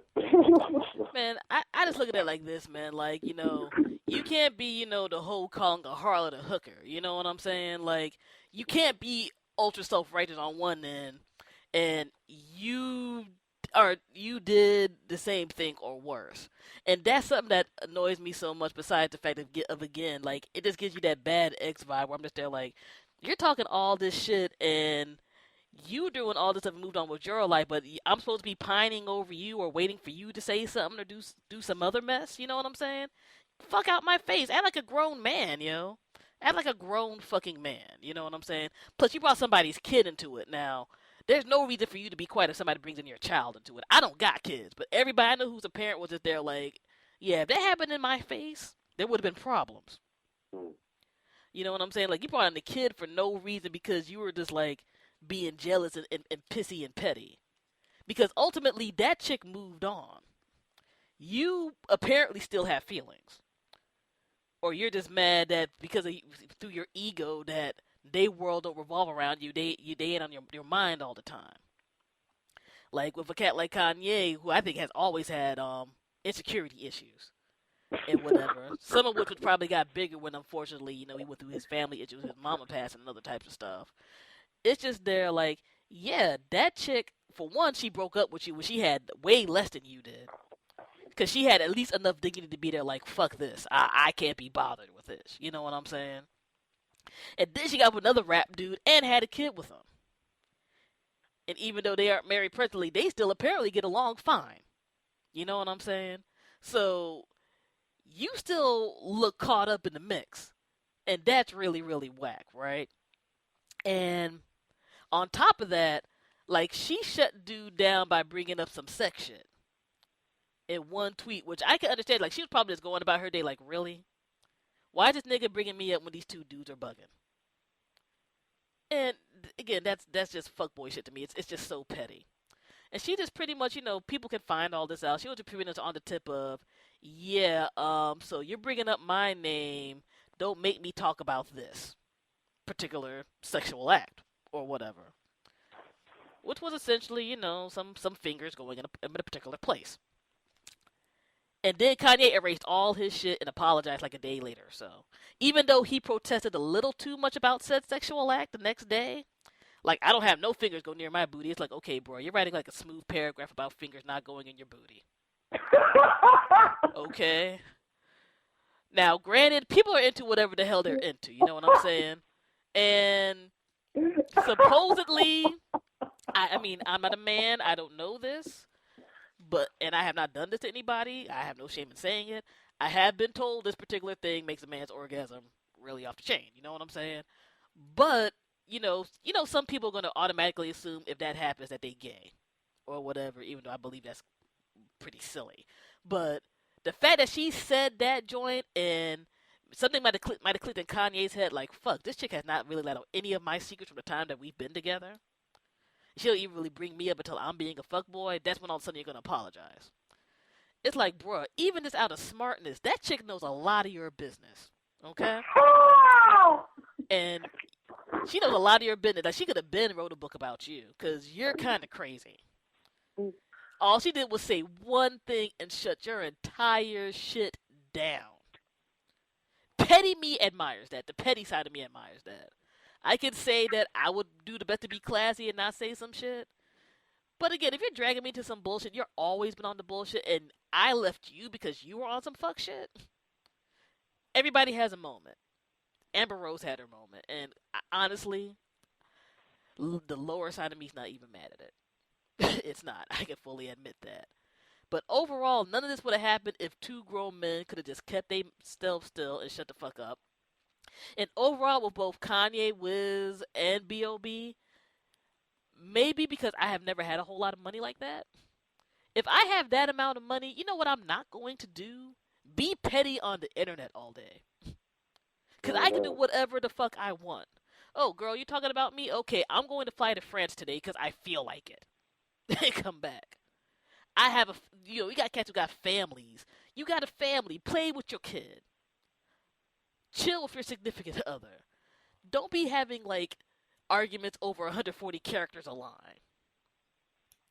If nothing else, all this type of mess to me proves that money don't make you happy. It can help make you happy. But if you're already jacked up internally, you're not happy. You know what I'm saying? All the money in the world is going to make you be this stupid still when half these cats are in their 30s and 40s. That's ridiculous to me. I was talking with my brother something about that earlier today. It's funny that you said that. I remember my man E from back in the day, from Orange, New Jersey. I remember he was like, yo, man, even before I got the whip, whatever, this, that, and the third, cats was jealous of me. I didn't have nothing and they was jealous. And I've even seen it at work that, happiness, fly, nigginess, all that, when you hear people say that, that's a state of mind. That's not necessarily a look. If you got the look and you like that, that compliments it, but it's not a look. It's a vibe. And you'd be surprised how it's like a person that goes to a job and is able to master the job, but they don't want to advance him in pay because he don't have as much education. It's like, it's weird. People, they don't, it's not the real authentic thing. It's always something that's dressed up around it. It's never really the real, and it's like, it's like Christ and, about to be persecuted, the people said that they'd rather have him persecuted than the other thieves, you know what I'm saying? So, in front of the crowd. So it's like, the real is very, very much not necessarily appreciated in most things and almost everything, and, real people, real women, real dudes, real thoughts, just being real means not being petty, or working not to be petty, there's a lot of these beats are keep it, move it beats. It's like, so what, some dude said something, whatever. So what? I believe that. Keep it moving. It's like you got this kid, this jokers that's better than y'all that never got to shine. Just keep it 100. I heard rap records that a lot of y'all under a certain age group ain't heard because I'm from New York. And when I hear this this vibe, I'm like, I gotta take a hiatus from TV and most radio. It's like scratching on a chalkboard. It's just like, I'm not built for that. You know what I'm saying? Do them and big up to the cats who are still doing what they need to be doing, making it hot. You know what I'm saying? Underground, whatever, or major. You know what I'm saying? And so that's all good, just go towards the real. You know what I'm saying? And don't, real. Your mother and grandmother, if you love them, they're real to you. And a lot of times they'll say some stuff that you don't want to hear. That's just like this radio station. You're going to hear some stuff you don't want to hear, but that don't mean there's hate, though. And the truth is the truth. A lot of stuff has been twisted, so people are living in illusions how things are.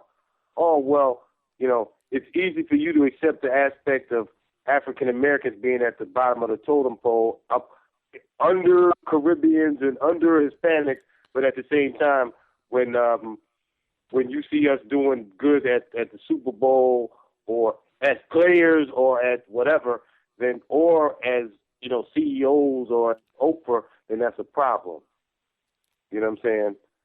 But at the end of the day, one has to love oneself. If one doesn't love oneself, nothing else matters. And I think with these stories we brought up real quickly, I think that's really a bottom line, because I'm just there like something is missing when you're at that point. Because I look at folks, I'm like, you have all of these talents. Maybe some things I don't necessarily, dig personally as much as others, but you obviously have talents. You've obviously put in work to get to a certain point in your life, and things have mostly worked out for you at that point. But don't blow it by being ridiculous. You know what I'm saying?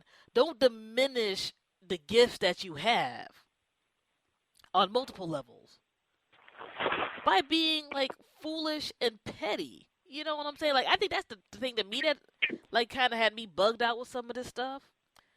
I'm just saying, like, you have all of these things that some people would literally like push somebody down the stairs for. No. And look at how you're spending it. Like, nobody's saying you got to be all deep in shit all the time or any other type of thing. Human beings are human beings. We all had to achieve balance in multiple ways. No doubt. That being said, it's like, you know, dude, you have a family. Why are you being a fuckboy over your ex? You know what I'm saying? Dude, you have so much money that you could probably literally go to an international library and read some shit. Don't be spitting this dumbass shit that some nigga made a video on YouTube that was like maybe 50 minutes long talking about the earth is flat. You can get somebody to probably could tutor you on astrophysics. You know what I'm saying? Get out of here. Like, whatever. But anyway, that's rapper foolishness. People want us to talk about rapper foolishness, so I had to talk about that. And, I'm over it. In good rap news, in New York City, Kool Herc's old block is going to be renamed Hip Hop Boulevard in the Bronx. No doubt. Big up, big up, big up. So that joint is going down.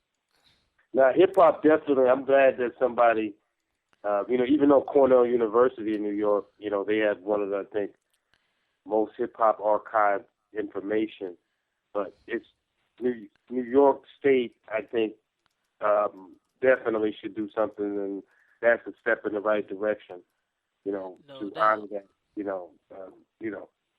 hip-hop for the most part, and, of course, that being the purest form of it, or, the purest expression of it was then and in the 80s. Before it became commercialized, and it's easy, and that's why I can say it was pure expression. It wasn't as tilted by overlords in the media and in the corporate boardrooms. But no doubt. But yeah. Go ahead, Opie. No doubt. I just want to give that a quick shout out and everything. Let's see here. And some of these other things we're going to bullet point through real quick and then get into these music joints, some of these other joints we could talk about during next week's show. Unlike the Oscars, which is still hashtag Oscars so white and everything, which is still a ridiculous thing. Check out the Facebook page and Twitter, 'cause I don't even feel like ranting about that shit no more. I personally believe these actors and actresses are letting their opinions be very well known in terms of if they want the system to change or not. At this juncture, I just eat snacks and I just watch these news stories pop up because some people are just going to be ridiculous. So I'm kind of glad. Show yourself to be ridiculous. That's all I had to say about that shit no more. I'm tired. And we got a month before the Oscars even drop. Let's talk about something cool, though. The Screen Actors Guild Awards had a ton of people of color who deservedly won. No doubt. Awards this past time. And that includes folks like Idris Elba of Beast of No Nation, which seriously, if you have Netflix, you may need to chill out a bit because that movie is dumb depressing, but it's a great movie. No The crew from Orange is the New Black won for ensemble cast, which is pretty good show, very diverse. Viola Davis won for How to Get Away with Murder. Queen Latifah won an award for Bessie, which is also something really good. If you have HBO or HBO Go, watch that joint. She did an amazing job. And plenty of other folks who are deserving won some joints at the Screen Actors Guild Awards, which to a degree is almost a little more important because that's straight up actors who are voting, who are in the guild, not like, random cats who just been holding on to memberships forever like the Academy. So, just want to give folks big ups on that end. Let's see here. The UN insists that Washington needs to consider reparations for slavery. I don't think that's going to happen in my lifetime. But their panel of groups of experts on people of African descent said Congress should passed a Commission to Study Reparation Proposals for African Americans Act. No doubt. Frankly, we know that things have been imbalanced for a long time here, and people are trying to take away the little bit of semi-balance people have been trying to bring to this country with affirmative action, which has barely been in action for over 50 years. So I found that it would be an interesting story. Well, I definitely think that's interesting. I mean, because Malcolm X was going to take that to the UN back in the 60s. But sadly, when him being killed prevented that. So it's kind of deep, though. His death prevented that from a black person doing that. So it makes you wonder, like, did they want him to stop doing that, or was it something else? But that's just a side note. No doubt. And reparations is a very touchy subject here in the States. My only scenario with reparations, and this is going to be extremely quick because, again, I don't want to be on here too long, is that how it would be done. Because I believe if it's a check, all of a sudden all these folks who were like, I'm white as shit, are going to say that they're black. It's going to have to be a mixture of a lot of things in terms I think of programming and other stuff and laws and things that need to be permanently instilled in this country for equality. And I think and more help on educational ends. And the disbursement would be also, it had to be, I believe that if you're from the Caribbean, you deal with that as it relates with the Caribbean, even if you're living in states. Because the people who were born here, they'd have to deal with that as a result of that, unless they're going to do it in a universal way, and and necessarily not by country, and how each administration in each country would do it towards the people who maybe come from that. Because I could see a whole bunch of African Americans not being affected by that. You know what I'm saying? Well, this is why I say it's a thing about how it would be done and distributed. Like, that would be the biggest issue to me. Because you're going to have a lot of folks who would not have wanted to declare themselves to be black American in any way, shape, or form, whether via ethnicity or how far they're descended from another country or whatever, suddenly become black American. They were just there like, hey, girl, y'all get I don't know, $10,000. No, and that's what I'm saying, because I know there's some Caribbeans and Africans who don't necessarily, who go out of their way to let you know that they're not African American. But if that was to come up, all of them would would fall in line. Though. They would. Oh, no doubt. That's why I'm like that would be my big issue towards it. I mean, I understand when people talk about it being worried because of disbursement of things. Because, I mean, I believe somebody who's like, white at the driven snow from the Caucasus Mountains say they're black if they're going to get a check. You know what I'm saying? Like, all of a sudden they're going to find some slave DNA in them. Or whatever. But yeah, like, I find that to be interesting, and I know even with the current political nonsense happening, some people have touched base on that here and there, so that's an interesting thing. Next up, the situation in Flint is unfortunately still happening and unrolling. The FBI and other people have gotten involved with that in terms of the essentially the poisoning of the water supply over there in the area that is mostly lower class, economically disadvantaged, and mostly people of color, particularly black Americans and stuff. I got to shout out our folks over at the Nerdpocalypse podcast with Jay and them for jumping off the podcast for Flint. We've donated money towards the United Ways on Flint Water Fund, and we definitely want to encourage other people to not just check that joint out via the United Way in that area, which we'll have a link to that too on this week's show. But if you know any local organizations who are helping out people on the ground in Michigan, whether they need water or monetary assistance or whatever, please let us know so we can announce that to people. So I just want to put that out there. And in regards to the water situation over there, it's unfortunately happening in a whole lot of other parts of the United States, with like lead levels being too high in various spots. Usually places where, again, folks are more economically disadvantaged, they think they can get away with things. Like, recent stories have come up in terms of lead levels being high in certain parts of Baltimore and Louisiana and other spots. Like, this is like a more widespread thing than before. I think the Flint situation is just more blatant in terms of, we're going to save money, we're just going to keep smooth quiet about it for damn near over a year as much as we can before it becomes a national news thing in terms of mainstream news. And what have you. So all of a sudden, And, the Red Devils are hired in Baltimore, and there was a riot in Baltimore a year or two ago. That's how it works. That's how the game gets played. there's a lot of nonsense going on with this, man. Because you got to think, when people talk about trying to cut funding, what do they usually cut funding to? People of color and people who don't seem like they have enough money to make noise. No. You know what I mean? It's all screwed. I think let me pull up this joint here.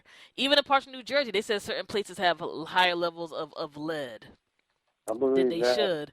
And there's parts actually shout out to the folks over at Telesor who they had a story talking about a class action lawsuit has been filed against various localities in New Jersey for having higher levels of lead than even Flint currently has right now.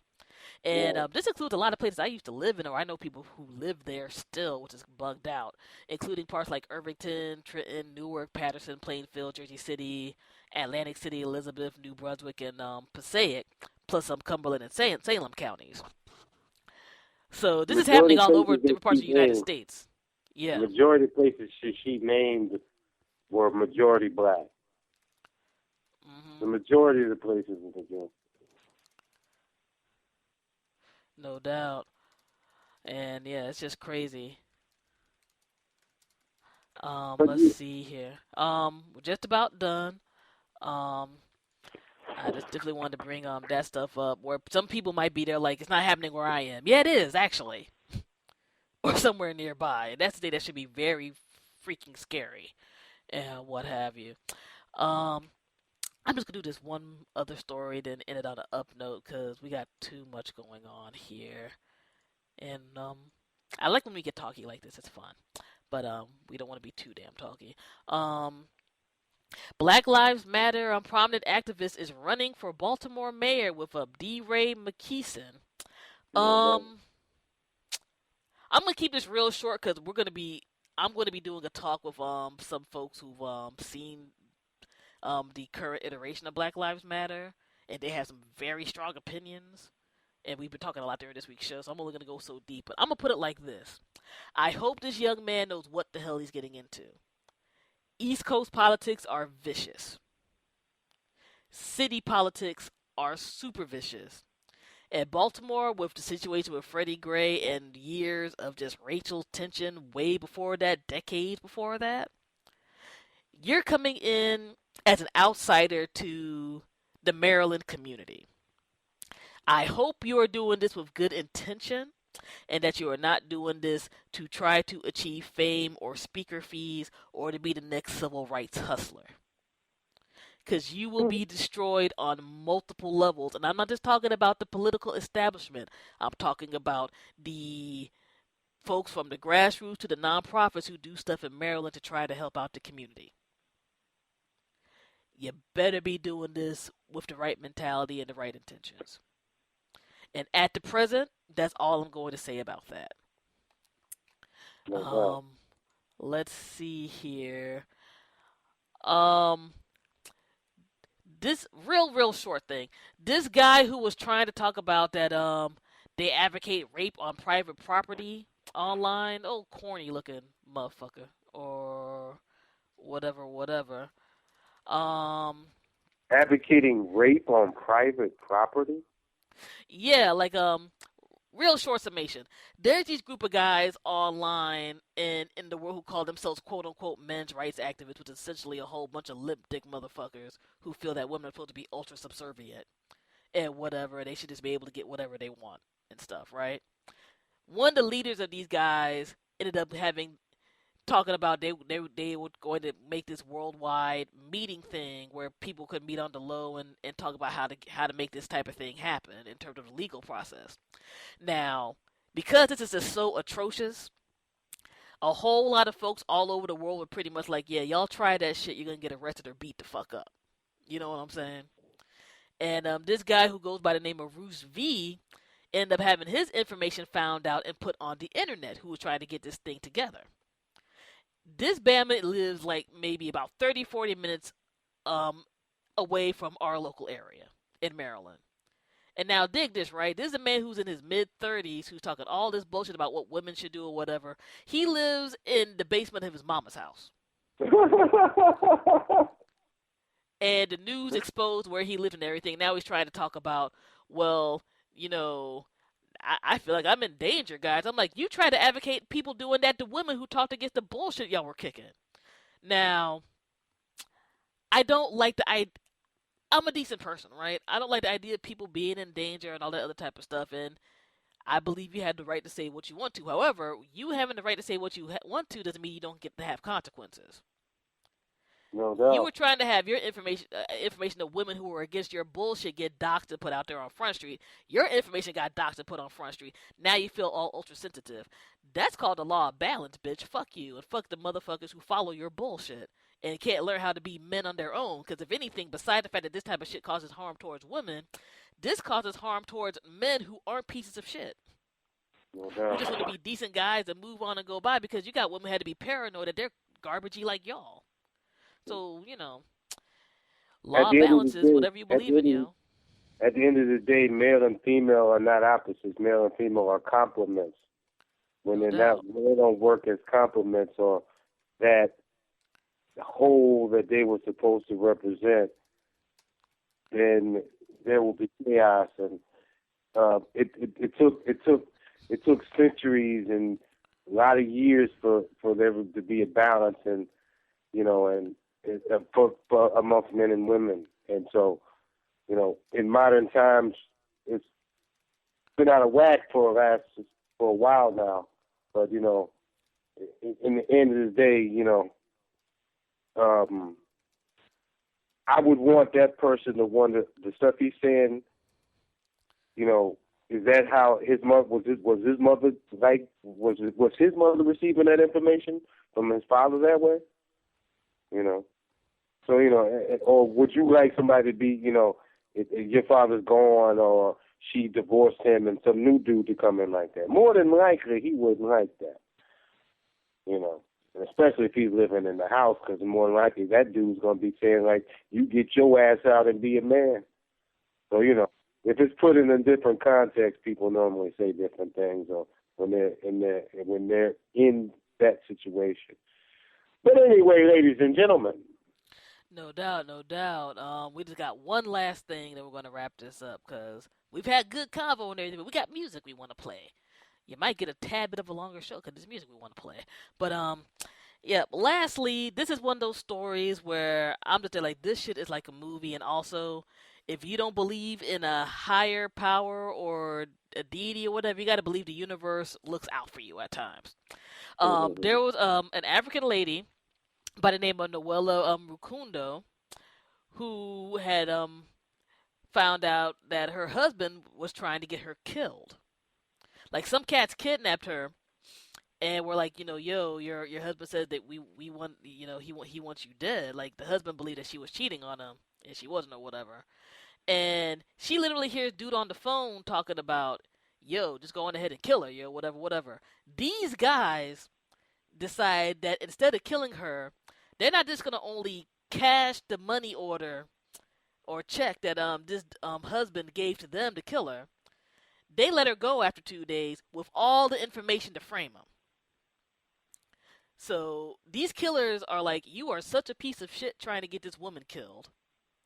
We're going to do everything possible to make sure that you get caught. So when they let the woman go after 2 days, she goes to the cops and she sets up, like, you know, a fake funeral and all of that. And when the fake funeral was done, because the husband told them that she got killed in like some random accident or something, she rolls up in the funeral talking about essentially like what's good, and the husband freaks out, like on like some ghost shit, which I think is hilarious. Like I would have probably have tried to be petty and like had them think that I was haunting him for a few weeks before having the cops come on him. But she essentially got him to confess that he set up the hit, and now he's in jail for 9 years. So A, don't be evil bastard, and B, you got to believe in something after some shit like that happens to you. And he's lucky that she wasn't connected to street cats, because he wouldn't have gone to jail. He wouldn't have made it. But, you know, c'est la vie.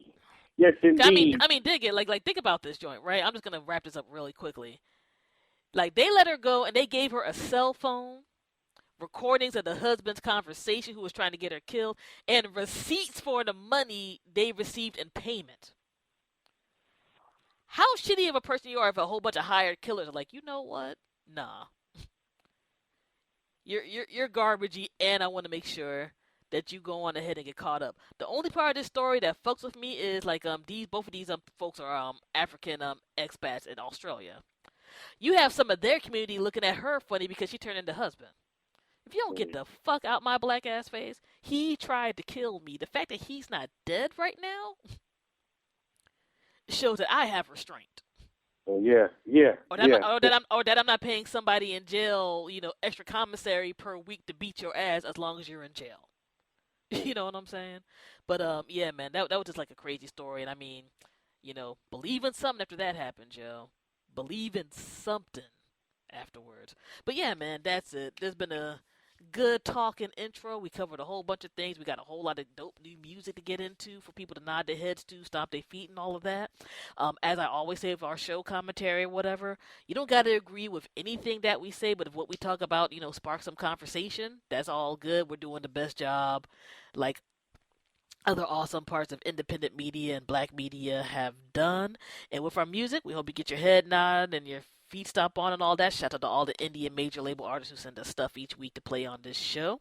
And yeah, we're about to bring it in. FuseBox Radio, bringing the balance back to black radio each and every week, talking about everything from politics to pop culture. We are about to get it in. All right. Ladies and gentlemen, I saw Raw, Black Hawk, DJ Fusion about to be gone in Raw. Thank you, love, peace, happiness, and air grease. Peace. All right. Yeah. You're now listening to FuseBox Radio with DJ Fusion. Yeah. Yeah. Yeah.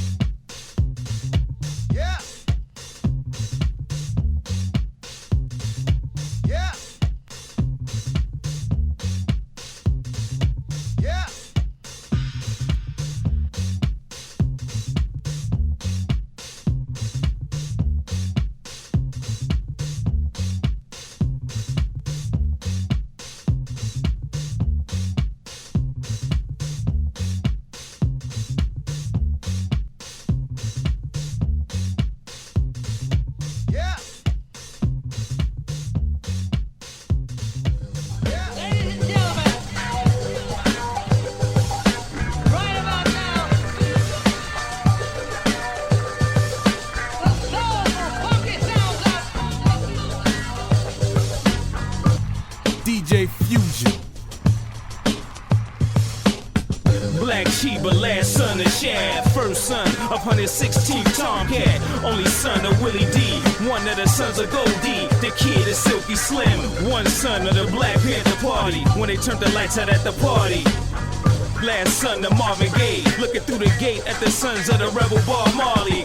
I'm the son of looking slick, 9-7 we had sons, cause your pops was scared of it. The son of Earth, Wind and Fire, son of the Commodore, son of the one Stevie Wonder, son of the Chevy two-door, son of looking smashing when coming through the door. Sons of Bronx Slang, son of holding more than 2 coins, last son of clever Donald Goins.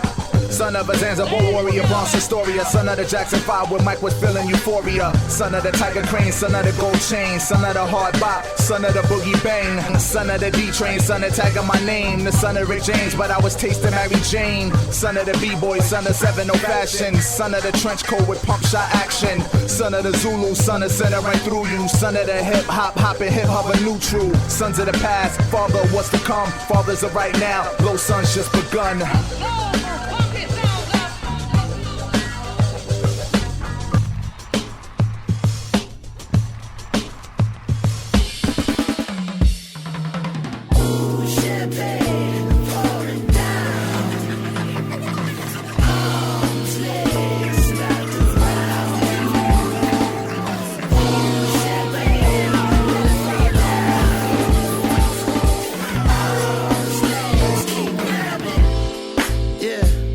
DJ Fusion.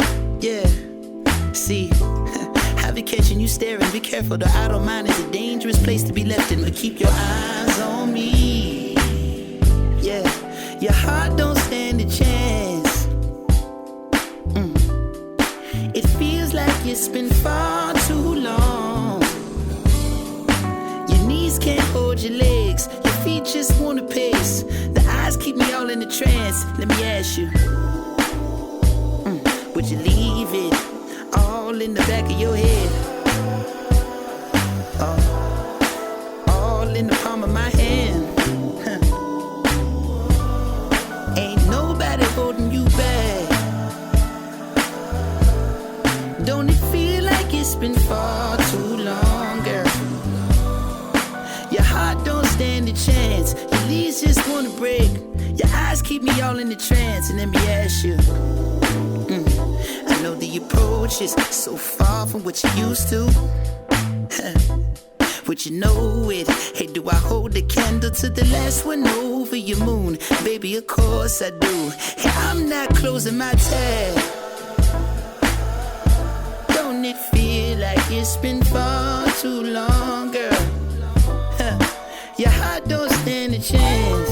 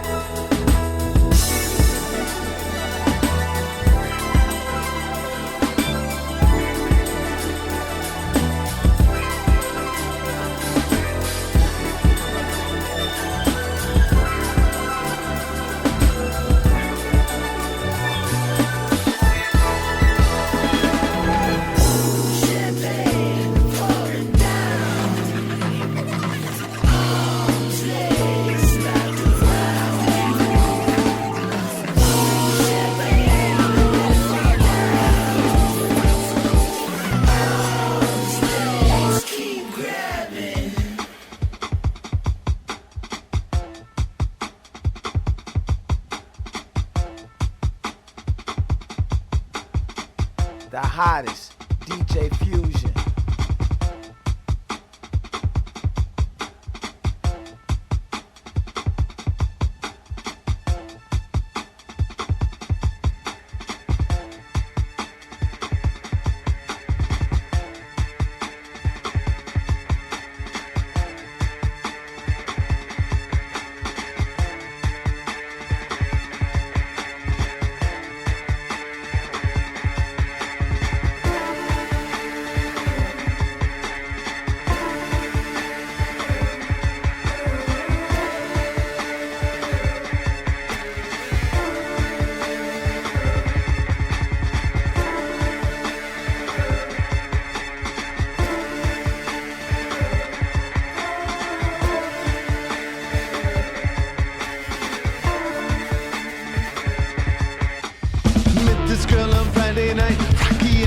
Night, Cuban stogie, karaoke, purple satin, rotten tights. That's what I was wearing. She was wearing red and purple light. White smoke had bright hopes. Heat hair and straight throats. Flow pass and toe pass. We run chance. I took no.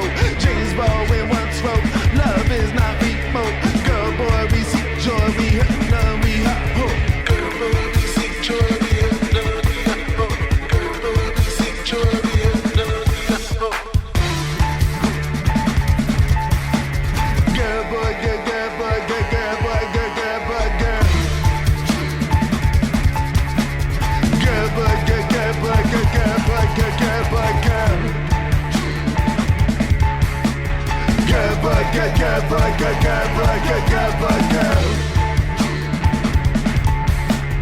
Good boy, we see joy, we hurt none, we hot hope.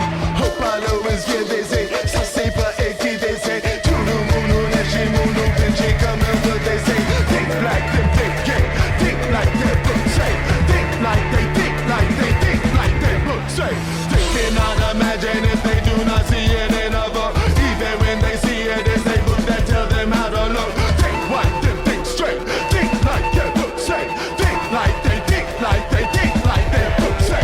Met a girl on Friday and I did not see her in a book. Ain't no vulgar gospel that can tell me I should post to look. She was once a, he was once a, argument against a book. Mommy and her daddy love that shit, make them that farm change up. Think like they book say, they think like they book say. They think like they think like they think like they book say. Think like they book say, think like they book say. Think like they think like they think like they book say. Truth is not a theory that could be prison in any book. Was a sometimes prison from the way you look. Think like they book say, think like they book say. Think like they think like they think like they book say. Good boy, good boy, good boy, good boy, good. Good boy, good boy, good boy, good boy, good. Good boy, good boy, good boy, good boy, good.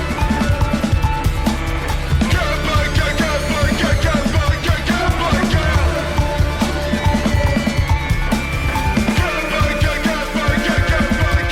boy, good.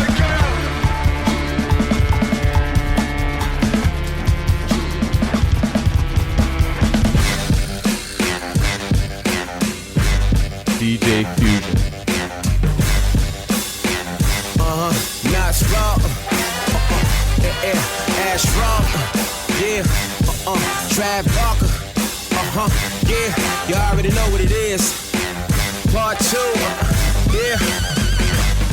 I'm about to go crazy and lose my mind like the whites in West Virginia. Oh, what one of our words is. Now it's time to take a shit on it. Knots raw, ash raw, back with the new recruit. One man in the drums, the miracle man, Trav Barker. Had to blink the buck 82 times and shit. Fuck you heard, part of punk, sing the broomsticks. This ass whooping is real, but you're still a non-believer. I ain't gotta put hands on you, just stand next to the speaker. I'm not new to this, I'm true to this. Nothing you can do to this. Keep on doubting the board and I beat your ass blue to this. What the hell is that rancid smell? It's the Roth again, back with your second serving the murder before it's just an appetizer to start on this right before this meal. You about to engulf, stomach ulcers and all. Fucking with big dog. You ain't got no balls, them shit's way too small. Talking marble small, suckers saying they boss. They employees at malls. Nah, this ain't just talk, we get it on for the cause. It's going down. Yeah, ass rough, rap bar, knots raw. A califragilistic, mystic odyssey. When Travis hits the crash and kicking Nazis on the beat. With ashes spitting nasty shit, it makes it hard to breathe. Masters of the craft, yes, the lastest of a dying breed. This Rotha is the part when Peter Parker calls the wall up. Orange jaws when everybody screams they seen a shark. It takes a balls to put your faith within this ancient art. Paying if you patient, if you brave enough like racing cars. So get the Johnny Blaze straight up out the mason jar. We taking off, so who's the greatest? What you base it on? We raise the stakes and take your ladies to their favorite mall. Buy them high heels, then we drop them off and make them walk.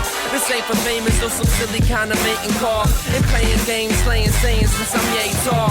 It's rated R, all ages better stay sharp. Those who paved the way with hate today, we came to lay the law. A wish on Christmas or the Krishna couldn't fix the shit. Get sent to prison or on an infinite fishing trip. We on a mission of making listeners give a shit. Insist on something different, but the tradition's indigenous. So great googly moogly, it's a new leve. Tune in for the newest, we can give a who what humans say. So roll a doobie, start the movie, get the crew to take. Call the number 2, let the music play. Hey.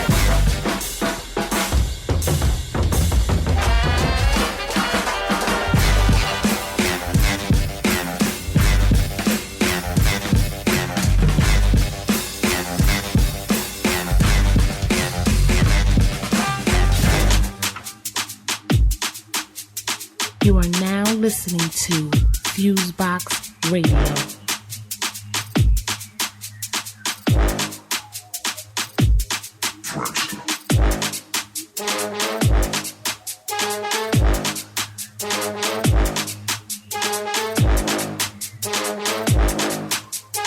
Can I have the lane, please? Oh my goodness. Don't write bars for the kids, can't stand them little shits. Don't tell me about that one of this. I don't wanna see a little top 10 list. I'm the big boss, not them pricks.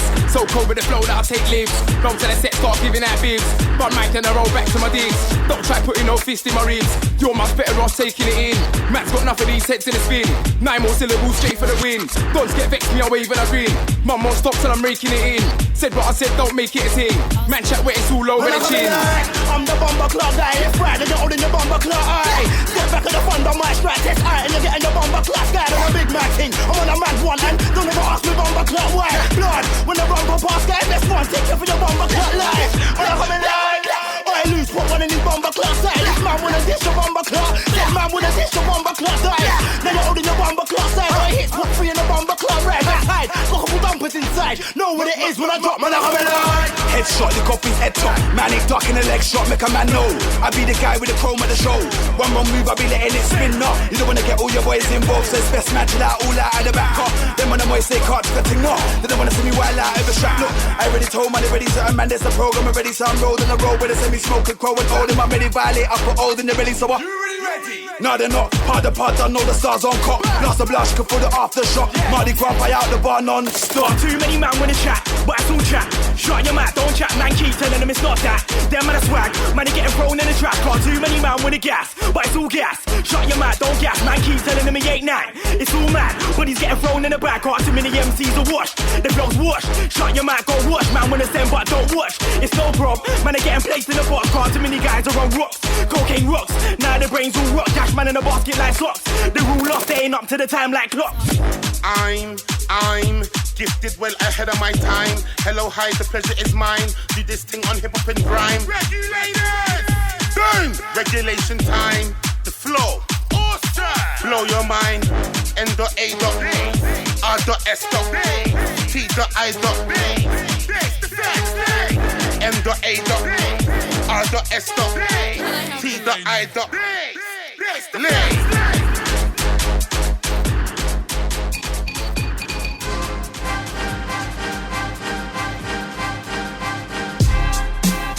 Now listening to FuseBox Radio with DJ Fusion.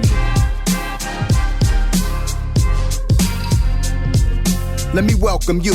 All crews, all nations, I greet with salutations and speak with declaration. Successful through patience, with fans, it's admiration. See what you're facing is the formula currently swarming your case in the venue. Conquerors from the avenue, rational dude, but I get brasher from after you. Top prospect, I throw it down in the final quarter. Rupture the aorta in deep water, some more can still the boss of thought. Immortalized in the sport, still slaughtering the courts. Read the indictment, delivering looper rights nice like Ali when I'm fighting. Demeanor calm, mental like Clash of the Ghetto Titans. Train for combat. underground sound, rock bass the street. Underground sound, rock bass the street. They train for combat. Underground sound, rock bass the street. Underground sound, rock bass the street. Prominent in events, convinced I bring the art back. Under construction, still I'm rocking with the hard hat. Bricks embedded deep, so I forfeit to sleep. 84 rock the sheep with the cream Elises. Just a grade school shorty writing the rap pieces. Gather ingredients, intelligence beyond the light years. Drop the nostalgia for these loyal fans, make them fight tears. If they lobby, then I probably push the Maserati. Nothing serious, no kamikaze. Same dude from the block, I kick it with your blase. Call my Kimosabi, with the shotty, he right beside me. My brethren since the days of Slick and Lottie. Penetrate the fortress, tap my hood resources. Count the losses, only deal with the boss of all bosses. Nauseous when I ride beats, heard you rap police. Get caught up in the beats, meet you in like cold cheese. They train for combat. Underground sound, rock bass the street. Underground sound, rock bass the street. They train for combat. Underground sound, rock bass the street. Underground sound, rock bass the street. Most vicious inside the booth, multiplied by the truth. My troops rally the youth for that self-esteem boost. Why you want a Grey Goose, remain a Black Panther? You know the answer with the anthem, and throw them hands up. Saw scale viper, drop the venom in the cut. You a small, frail shyster, feminine to the touch. Theories of winner, contributions that a BF Skinner. My mind's the data center, transposing each fact. I be the chosen assassin to keep it frozen with math. Snatch the only great pretender clear out of existence. While electrons shine and bring you back into distance. I train doing wind sprints until the pain is intense. They train for combat. Underground sound, rock bass the street. Underground sound, rock bass the street. They train for combat. Underground sound, rock bass the street. Underground sound, rock bass the street. You are now listening to FuseBox Radio.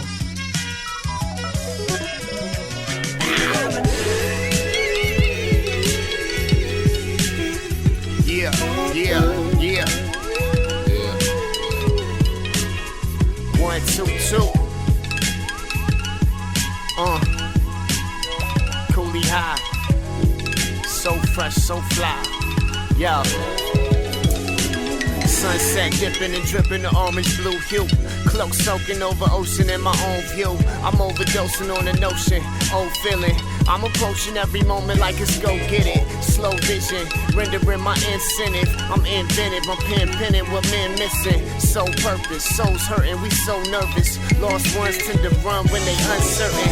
Asking God for forgiveness, forks in this road got me feeling cold, so I'm frozen in it. I know I'm better than this effort I'm showing. I'm praying that you give me patience on this path as I'm growing. I'm staying more focused than a manual lens. Click clacking all the pictures where my energy's been. Memories blend. Blowing in the wind, never knowing where I'm going, I'm just knowing where I've been. Now I don't know where I'm going, I just know where I've been. Y'all ain't slow with my motion, ain't provoking my end. It's gonna be fine, gonna be alright. It's gonna be fine, gonna be fine. Fully hot, yo. Chasing this spring like it came with liquor. Bitter, my liver live a little more because I'm pouring so much for my fallen people. Learn to live with remorse. Saying that angel gained is really somebody's loss. Know that life is a mission. I fear the day we divorce. Life is a sport, my homie catching cases like a football. Looking like Randy Moss in his prime time like Dion. I got a lot of stuff on my mind. I'm part Klingon, sounding like free battling cast. Put a beat on. Let me zone for a minute, listen to Ella. Tell her my pen is making some magic like Penn and Teller. But with every cut's a new tide to sever. Get better with time rhymes like wine stuck in a cellar. Selling the dream, we trying to rise to the top, I don't need the cream. We just trying to make moves while we make these songs. So we going. Now I don't know where I'm going, I just know where I've been. Y'all ain't slow with my motion, ain't provoking my end. It's gonna be fine, gonna be alright. It's gonna be fine, gonna be alright. My cool. You know I keep my cool. Said I keep my cool. Always gotta keep my cool. Always gotta keep my cool. y'all. Now I be worried on the real, but no hurry for a deal. I don't make it on my own firm. Bird give me chills. Some love the money so much they merge to the bills. Got me lost in translation. They slave for this and I be off the plantation. Your man's emancipated with too much freedom. Going where I want, destinations I don't see none. Only time I see the full course is when I'm eating. Might go vegan, long as when we meet there's no beefing. Biting off more that I can chew. Can't wait to sink my teeth in. Got a lot of problems on my plate. Hope you swallowing your hate. It's in my hands, I don't be following my fate. Now I don't know where I'm going, I just know where I've been. And y'all ain't slowing my motion, ain't provoking my end. It's gonna be fun, gonna be fun, gonna be alright. It's gonna be fun, gonna be fun, gonna be alright. Now I don't know where I'm going, I just know where I've been. And y'all ain't slowing my motion, ain't provoking my end. It's gonna be fun, gonna be fun, gonna be alright. It's gonna be fun. Mic check, mic check. Check one, check two. DJ Fusion. Picture me, picture me. Picture me, picture me. Picture me. Real rap shit. Picture me, picture me. Look at your heart. Let's play Big Bang, take Lil Bang, the sharpest knife in the drawer. You looking like a Lil Shank. I used to want that no limit chain with a little tank. Now my team disturbing the peace. All it took was a little fate. Invite my girl over, dim the lights, play a little tank, just to set the mood right. Compliment with the moonlight. You feeling envious? Then miss me, my guy. Cause I've been angry all my life. Time to let bliss be my guide. Black power. Put your fist to the sky. That's word to Rosa Parks, I'm finna ride. But any one of my Ruby D's or ML Kings that's full of pride. Of my young niggas in them slums trying to survive. They've been deprived and it ain't right. But see, it's life. You look inside, you might see Christ. You might find enough bass to blow the sound out your stereotype, nigga. We been cheated, we just need our restitution. And a little bit more solution and less pollution. Real talk. Picture me cruising through my city streets, running every red light, cause all a nigga see is green. Picture me as a California vet, just trying to fulfill my purpose while I'm thumbing through a check. Picture me drinking, smoking, ashing out roaches, straight West Coastin'. Picture me Picture me inviting your girl to come with me to the top to shed my light on the world. Picture me.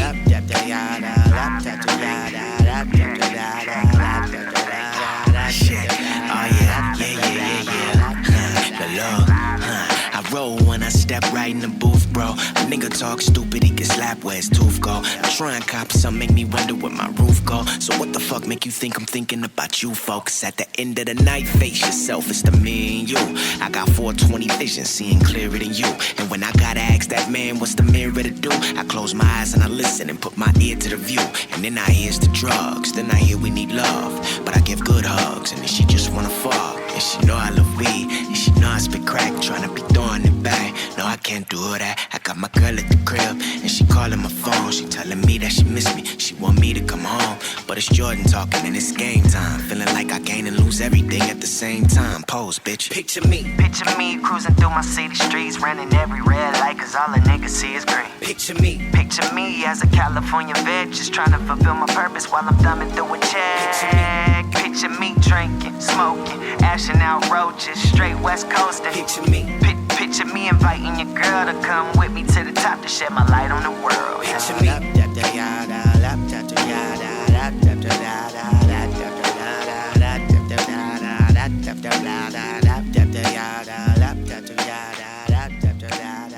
the hottest, DJ Fusion.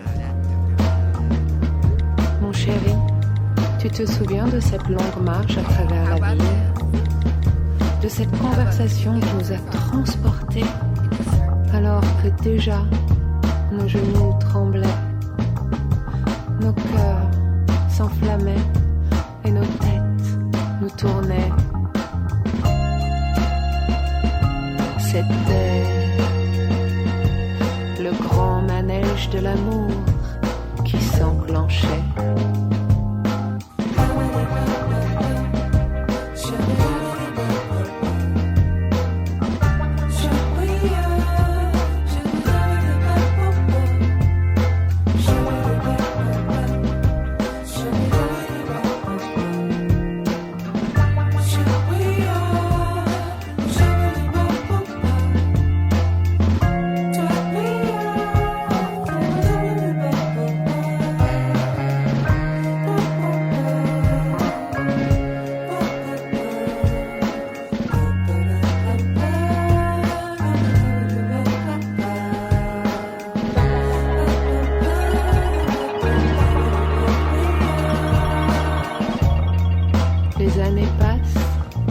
connais. Ton amour aussi brûlant, le mien, et tout confiant, témoigne de nous, de notre vivant, du manège de l'amour qui ne cesse de s'enclencher.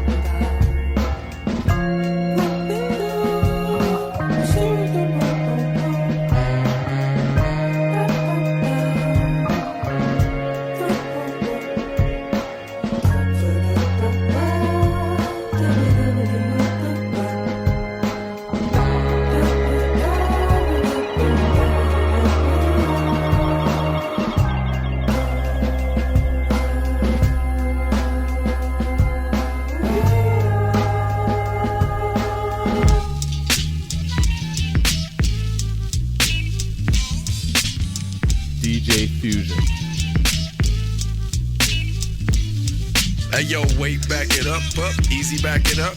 Wait, back it up, easy, back it up. Hey, yo, wait, back it up, easy, back it up. Wait, back it up, easy, back it up. She look good, she look good. I ain't never had an ass like that, that's on hood. She look good, she look good. I swear I would leave right now if I could. She look good, she look good. If she texts, I'ma hit right back like I should. She look good, she look good. I said I'm about to leave, she said I wish you would. Skin tone beautiful, cup size suitable, perfect everywhere from her hair to her cuticles. She the one I do it for. See the way your eyes glow, supersedes sex. She completes my survival. When I know that her beauty's unrivaled, but still it's hard not to fall in love wherever I go. She's psycho. I'm telling you, she crazy. Her beauty and her flaws, I love it all. She my baby, and maybe, and I mean just maybe, I surrender my soul. She'll be sweet enough to save me. From myself, that is. Man, I love her so much, I done left my kids for 3 weekends in a row at my mama house. Now we ain't speaking no more. So what? I'm happy as fuck, even though all the homies saying I should back it up. Hey yo, wait, back it up, easy, back it up. Wait, back it up, easy, back it up. Hey yo, wait, back it up, easy, back it up. Wait, back it up, easy, back it up. She look good, she look good. I ain't never had an ass like that, that's on hood. She look good, she look good. I swear I would leave right now if I could. She worked the angles on them Insta flicks. Got me smiling every time that I see that she done sent the flick. And she appreciate the simple shit, like when I hold the door. Plus I'm mindful of her interests. Hindi flicks, a little bit of Thai food, extra mild sauce when we slide through the drive-thru. Son las cosas pequeñas, the little things you do to make a woman remember that she's special, especially to you. All up in the ass, wasn't messing with the crew. I watched games with her, ate chicken wings with her, eating out every night. I was paying for the dinner, feeling like I'm about to die whenever I ain't with her. My best friend hit me, said I ain't the same nigga. So what? I'm happy as fuck, even though all the homies saying I should back it up. Hey yo, wait, back it up, easy, back it up. Wait, back it up, easy, back it up. Hey yo, wait, back it up, easy, back it up. Wait, back it up, easy, back it up. She look good, she look good. I ain't never had an ass like that, that's on hood. She look good, she look good. I swear I would leave right now if I could. She look good, she look good. If she texts, I'ma hit right back like I should.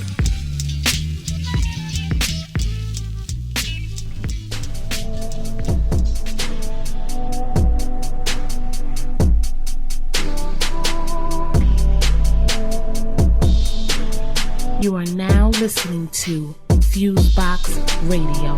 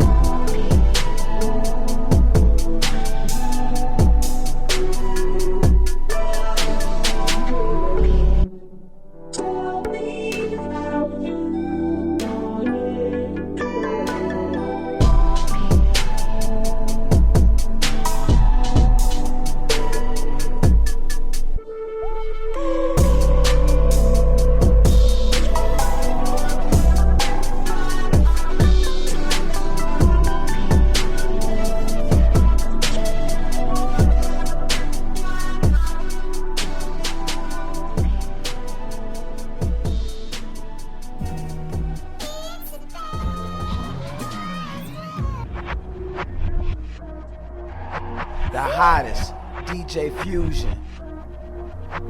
Goddamn. Oh Lord.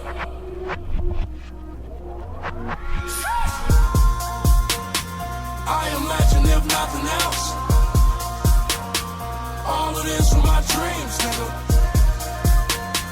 I am legend if nothing else. Got me feeling like king, nigga. Niggas act like they can't hear it, they can't see it. Fake Helen Keller. I'm here now, it's fear now. Who the fuck is my peers now? No, it ain't these young niggas just mumbling, ain't saying much. I'm flawless nigga that go bust, that no rust, that brand new. Looking back on what I came from, it's no surprise what I've come to. I'm Russian roulette with Texas choppers. Recollecting I am the father. A mannequin, no skywalkers. Fuck the game when I came in it. Used to ride to shoot clubs up. Now rise up with my name mentioned. Chains on me, I slave different. I am legend if nothing else. All of this from my dreams, nigga. I am legend if nothing else. Got me feeling like king, nigga. I am legend if nothing else. All of this from my dreams, nigga. I am legend if nothing else. Got me feeling like king, nigga. Where the hell is this promised land? Atlanta stand ain't it, nigga. It's Jay's here, it's Rock's here. And I ain't talking about hope, neither. One nation under fraud. With less patience, we wait for God. Breaking laws, trying to even odds. Breaking hearts, trying to get in draws. Pulled apart by all natural flaws. Light skin versus dark skin. White man versus black man. 1% on all us is 99% bullshit. It's high time for this end game. The end is not, but I can't complain. Burn it down with these youthful flames. And the shroud of lies make all truth wane. Despite our pride, let's beat the shame. Birthrights we need to claim. I work for change, screaming fuck the fame. Yeah, yeah.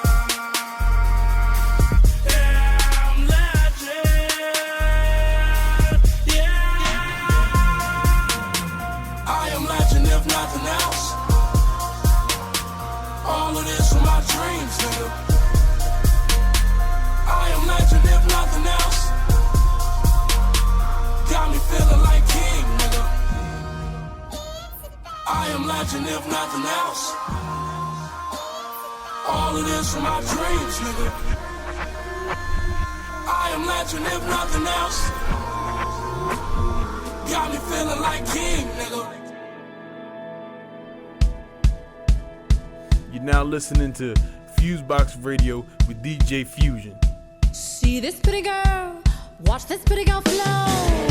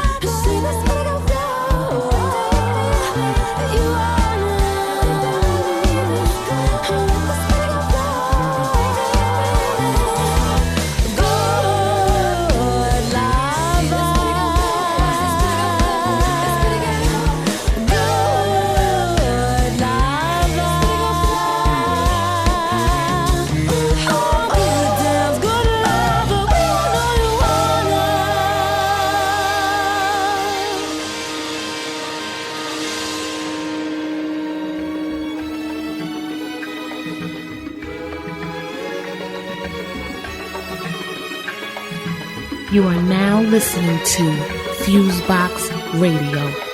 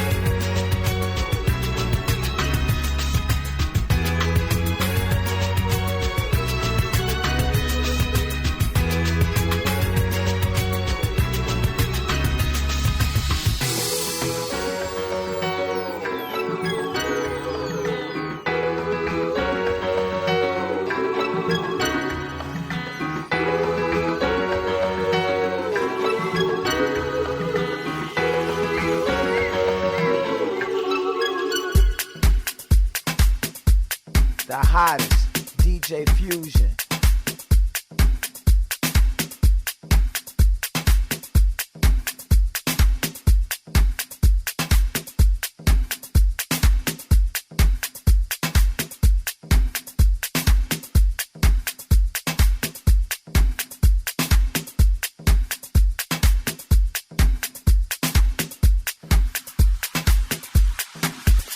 can find it out,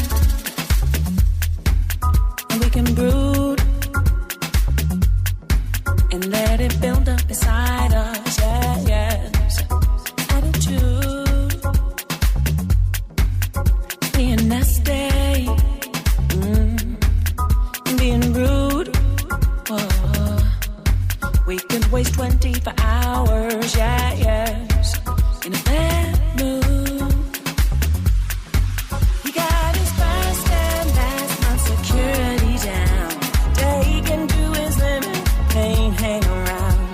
Give your new number, give back the keys. Right down the middle, how it should be. Kiss all of the babies goodbye. Work out what you pay, tears in your eyes. You have your freedom, is there a doubt? What will it cost you? I wanna work it out. I wanna work it out.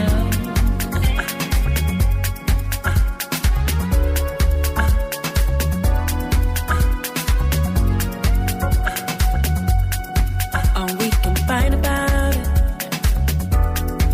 and get real lewd. And I could call you a coward, yeah, yes. Start another feud.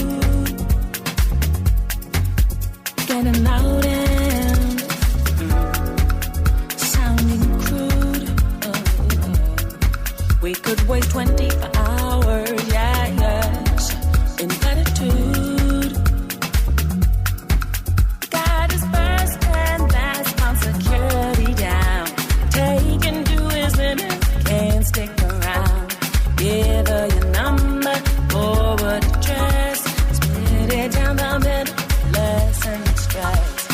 Kiss all of your babies goodbye. So close to your freedom, tears in your eyes. How will you pay it? Is there a doubt? Can you avoid this? You might want to work that out. I want to work it out. You might want to work that out. I want to work it out. Try, I can try.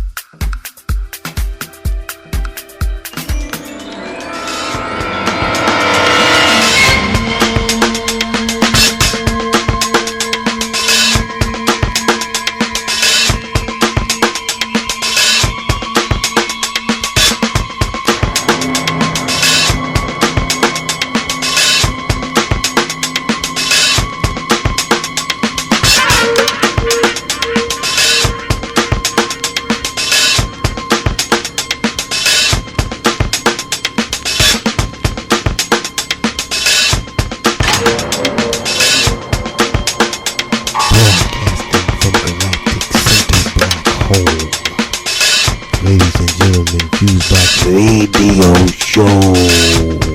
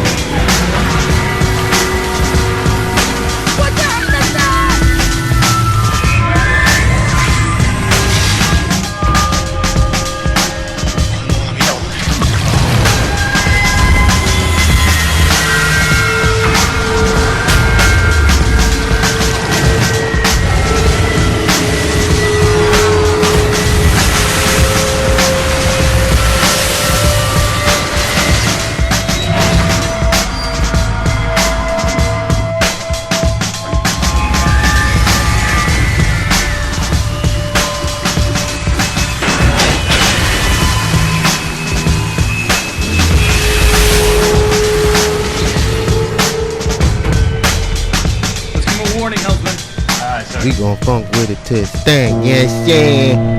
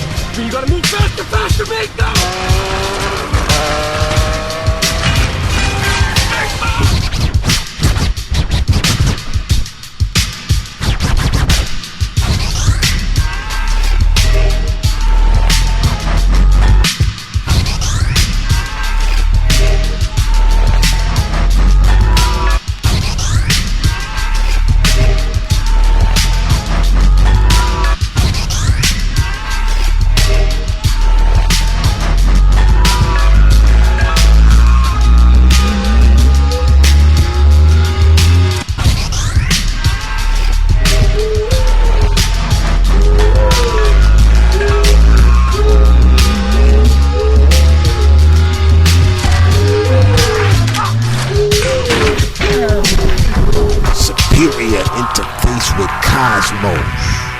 FuseBox Radio Show.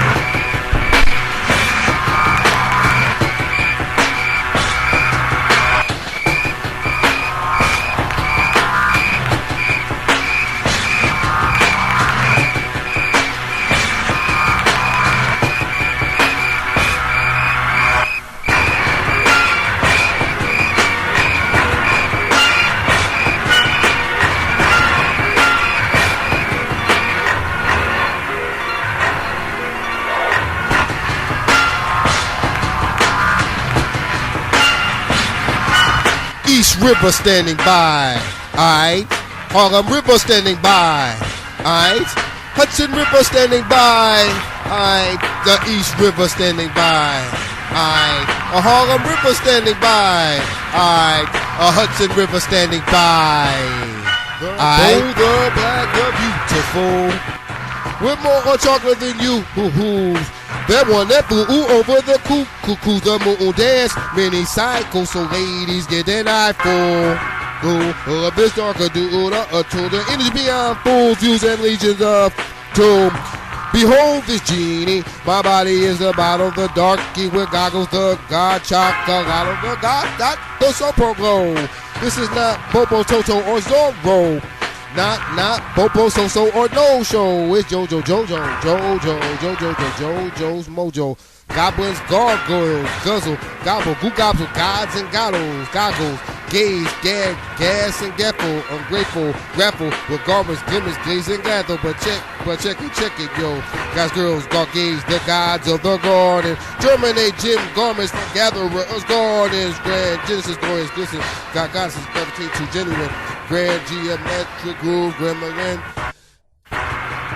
The live wide, divine five funk serpent in wide, bit five super soul serpent, man molecular on major excursion. This music in your spirit merge.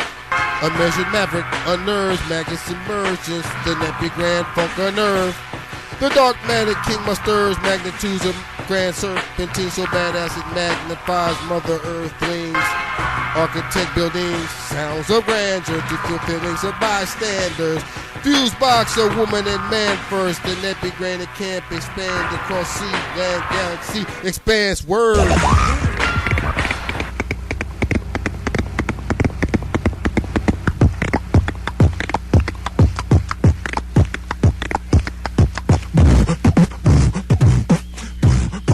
Oh my God!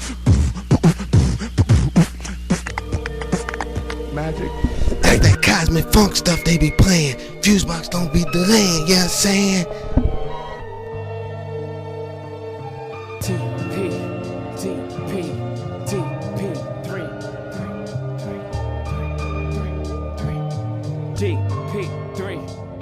Spit that wonder I'm a shit, me and my conglomerate, same crime, bigger try, yana, suck a dick, let me live out my dreams until my heart give out, if all with cream, you know exactly what this is about, fuck y'all mean, handling sense of team, like LeBron or Sebastian, high school graduates, straight to the league, I ain't waiting for my knee to blow, yesterday I was needing this dough, get it?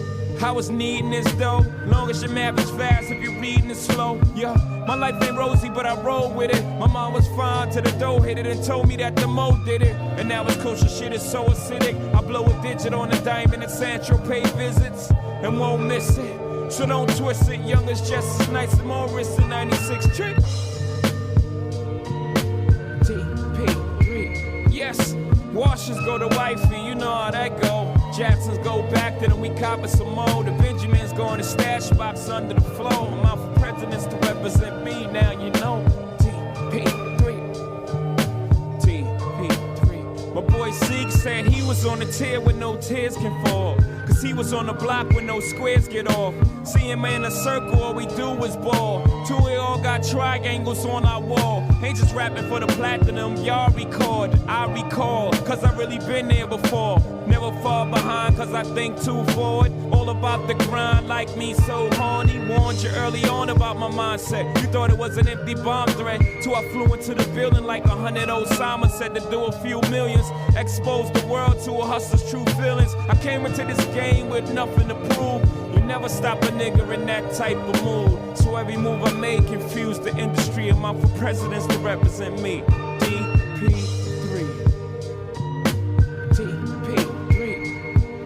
Washers go to wifey, you know how that go. Jacksons go back to them, we copping some more. The Benjamins go in the stash box under the floor. I'm out for presidents to represent me, now you know.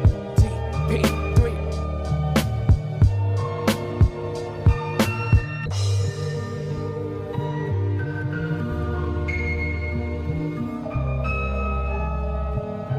You are listening to the Galactic Funk Zone.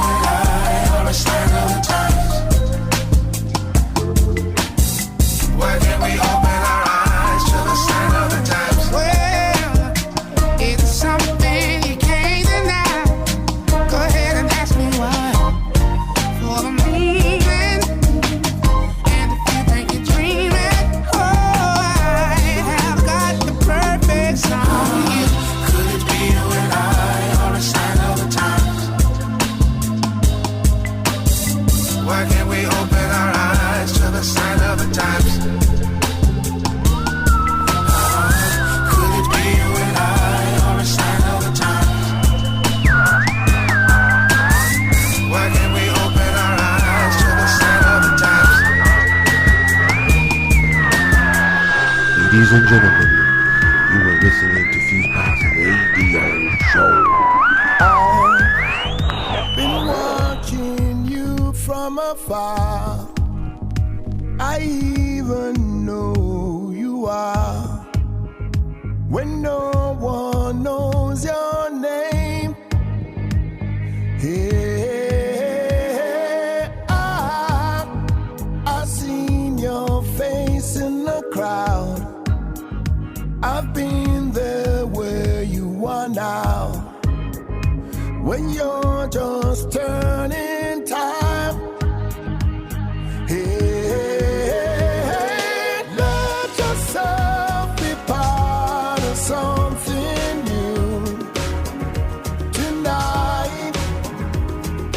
Take a chance and go inside of you.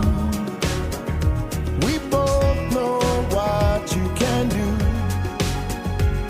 Got one more night to discover something better, something better, something better. You have all these thoughts in your mind. when all you need is my time. Yet they still think you're bad. Hey,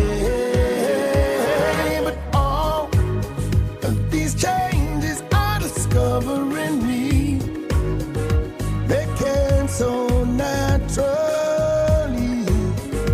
whenever we go down. Hey, let yourself be a part of something new tonight. Take a chance and go inside of you. We both know what you can do. Got one more night to discover something better, something better. One more night to discover something better, something better, something better. Give me something, something. Give me something. I'm talking about a friend of mine. We spent some time and she touched my soul, made me let it go. See, this dream that she was looking for was right outside her door, and I showed her as I saw her. Lady Carice, you were really something, woman, indeed. You got so much coming. Don't give up, just don't give up. Let yourself be a part of something new tonight. Take a chance, let's go inside of you, 'cause we both know what you can do.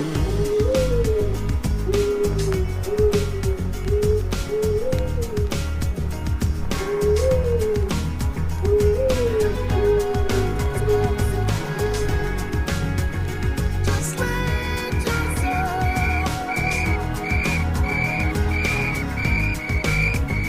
be part of something new. We both know what you can do. FuseBox Radio Show. Go get FuseBox Radio Show. FuseBox Radio Show.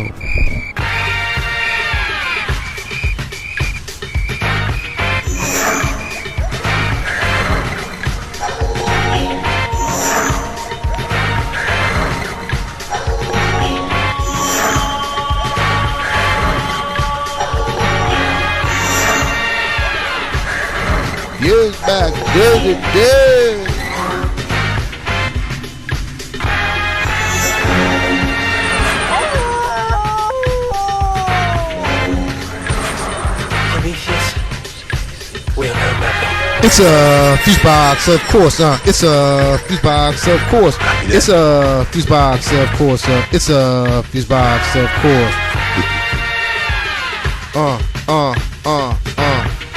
The witty, the picky, the pretty, Ricky, Mig, Jiggers.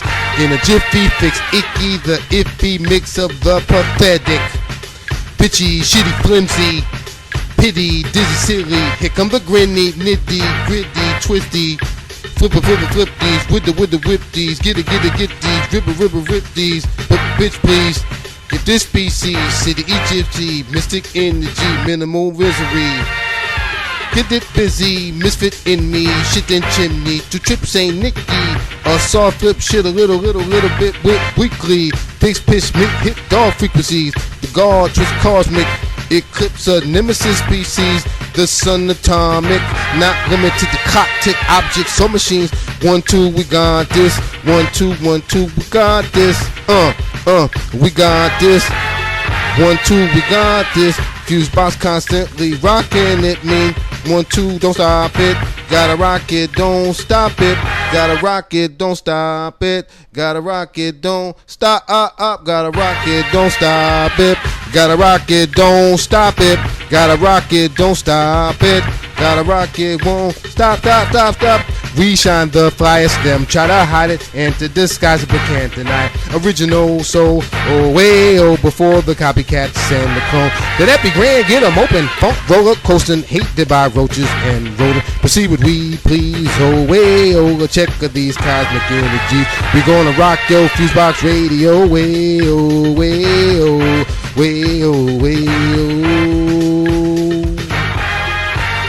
We got this. Well, you know, we got this. We got this. You know we got this. We got this. We got this. We got this. You know that we got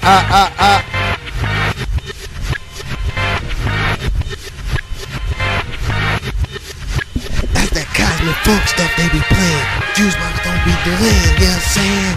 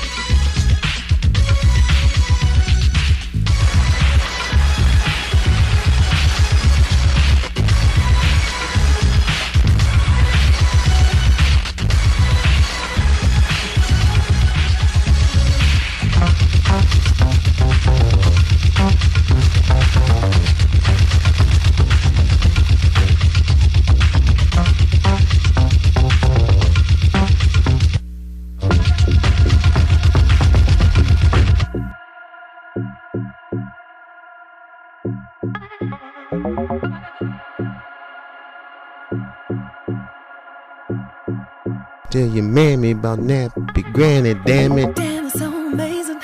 I could tell the way you chase it. Nothing better than or sweeter than my love. I could tell, so baby, face it. I know you've been craving.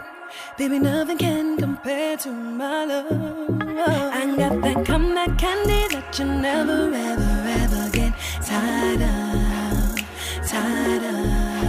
Just like a waterfall, run for cover, baby, I swear it'll drown ya, drown ya.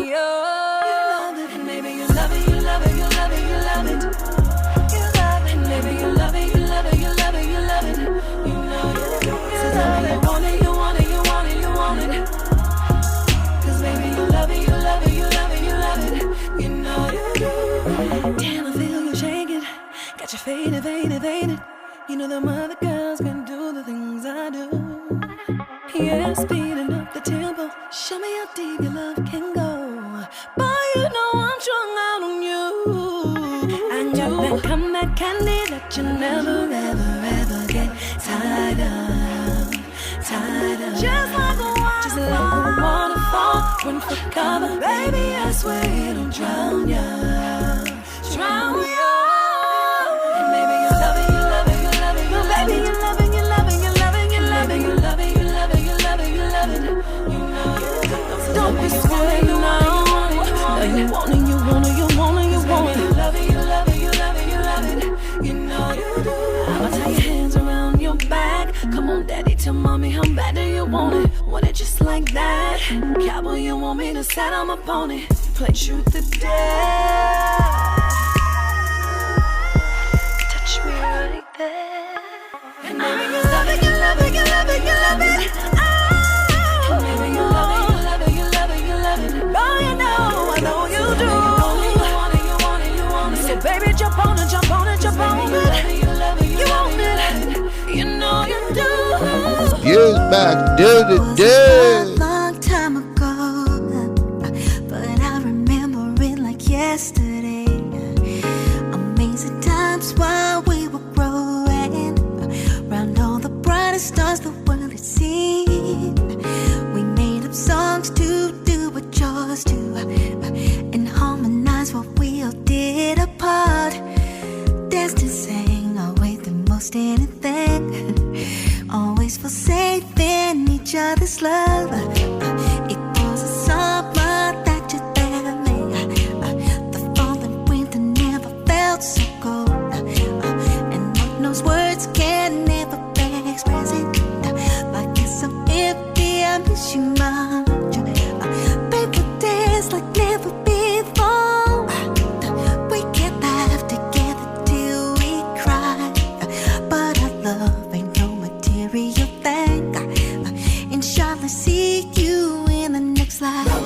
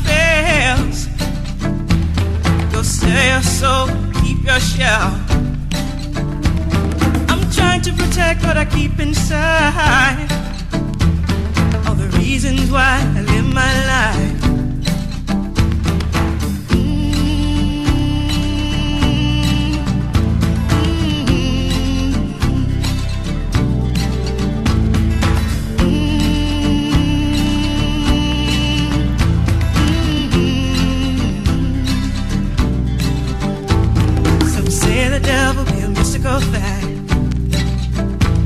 I say the devil, he walking mad. He a fool, he a liar, conjuring a thief. Try to tell you what you want, try to tell you what you need.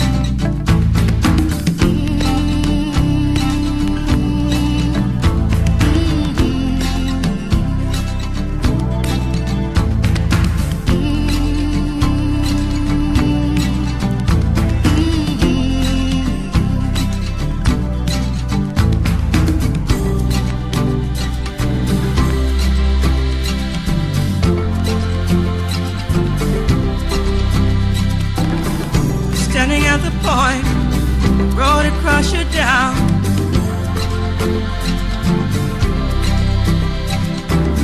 What is at your back? Which way do you turn?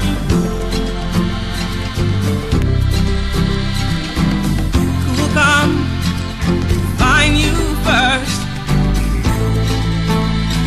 Devils or your gods?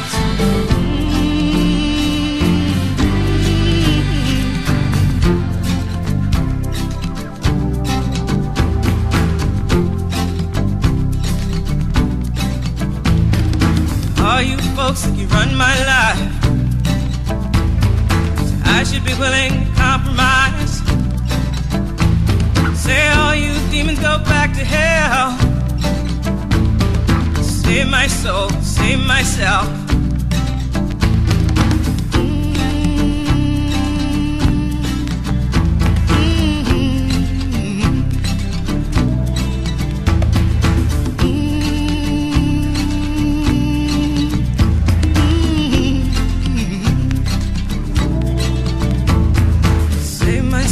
Save myself. Save my soul, save myself.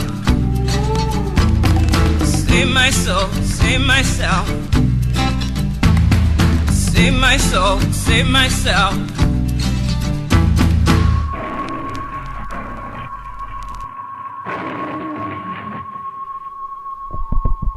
Superior interface with Cosmos.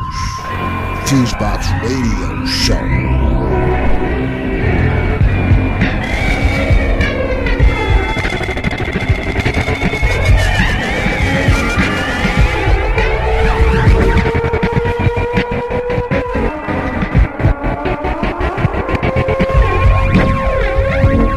Hey yo, the Nappy Grand is in the building.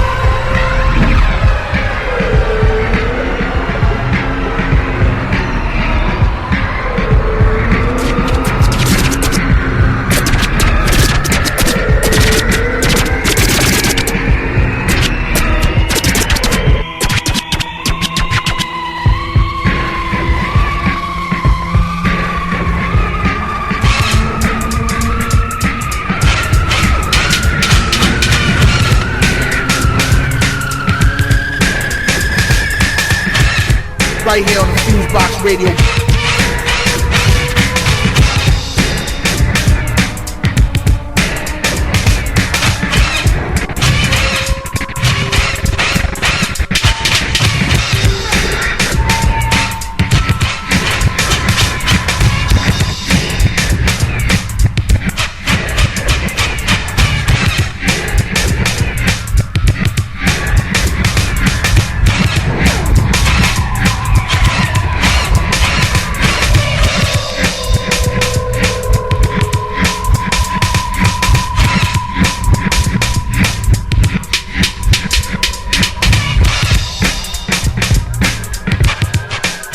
Right here on the FuseBox Radio.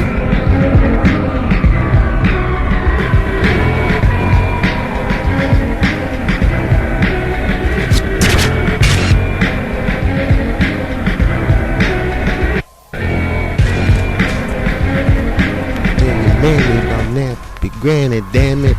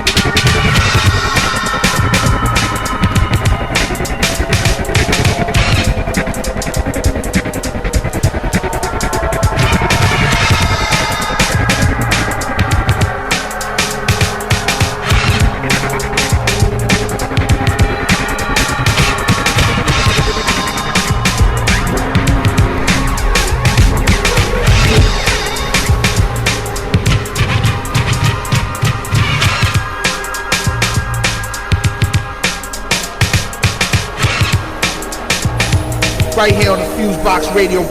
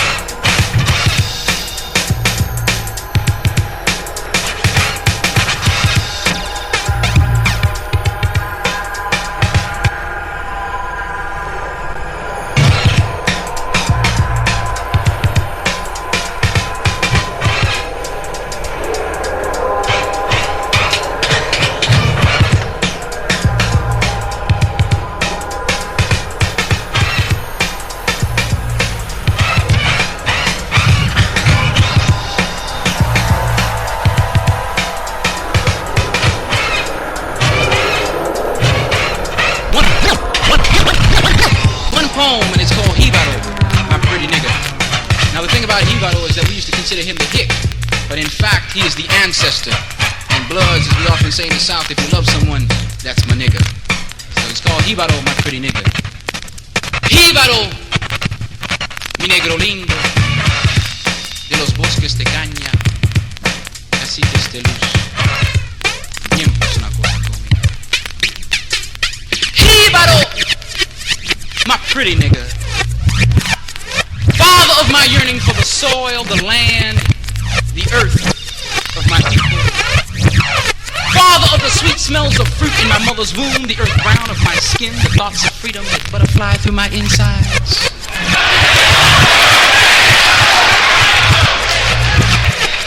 Jíbaro, my pretty nigga. Sweating bullets of blood and bedbugs, swaying slowly to a softly strummed 5-string guitar. Remembering ancient empires of sun gods and black spirits and things that were once so simple. How times have changed. How men have changed time. Unnatural, screams the wind. Unnatural. Jíbaro, my pretty nigga man. Fish smells and cane smells and fish smells and cane smells and tobacco and oppression makes even God smell foul.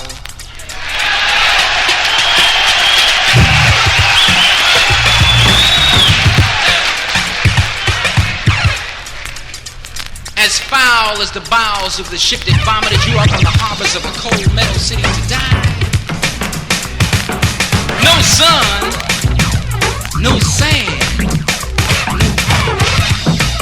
and you clung to the slimy rib of an animal called a marine tiger in the name of the Father, the Son, and the Holy Ghost, amen.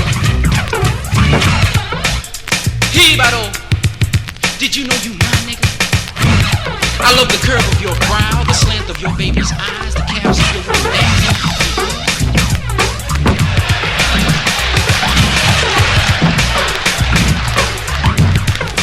You can't hide. I ride with you on subways. I touch shoulders with you in dances. I make crazy love to your daughter. Yeah! You my cold nigga, man. And I love you cause you mine. And I'll never let you go. You mine, nigga. And I'll never let you go. Forget about self. And I'll never let you go. Never. Give me back.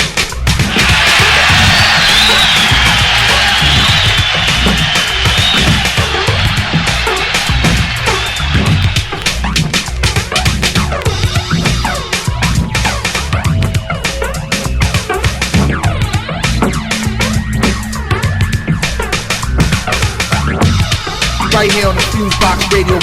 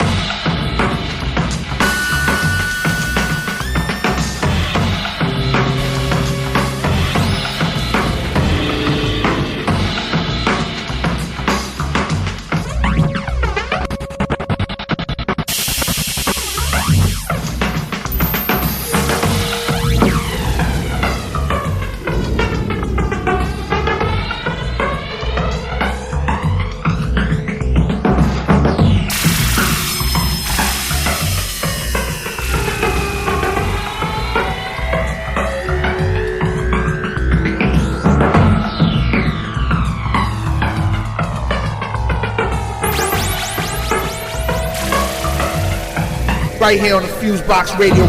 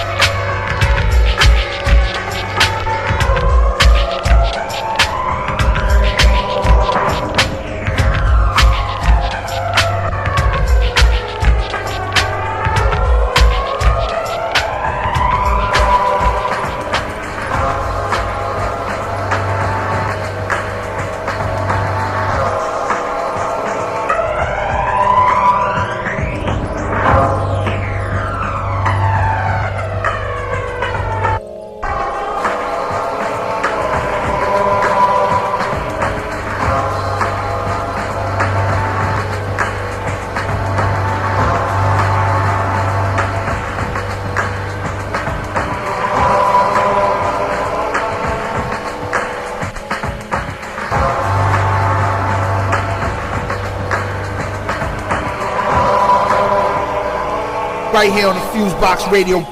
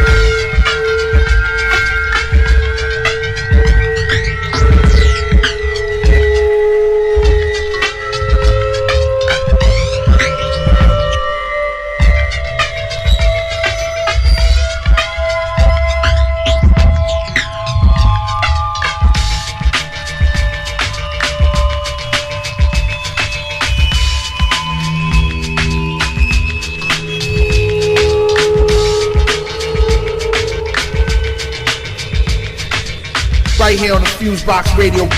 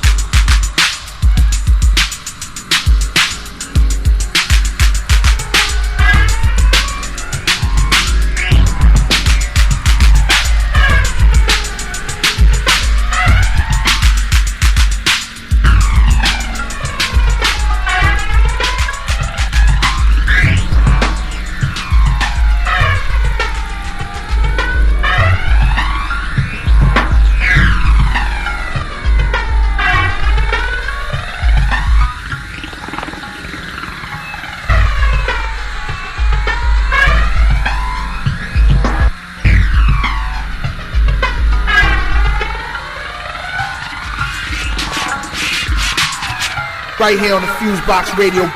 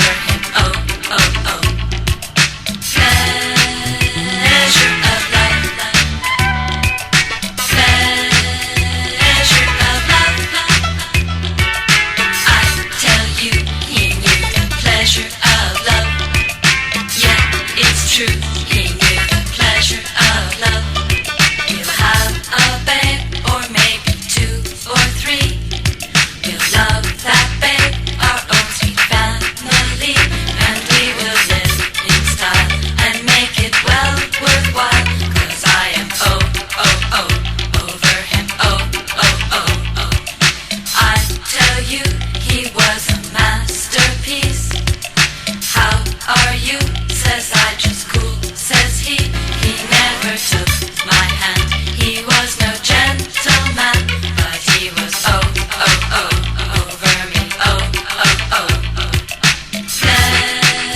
pleasure of love, pleasure of love. I tell you, he knew the pleasure of love. Yeah, it's true, he knew the pleasure of love. Pleasure of love. Pleasure of love.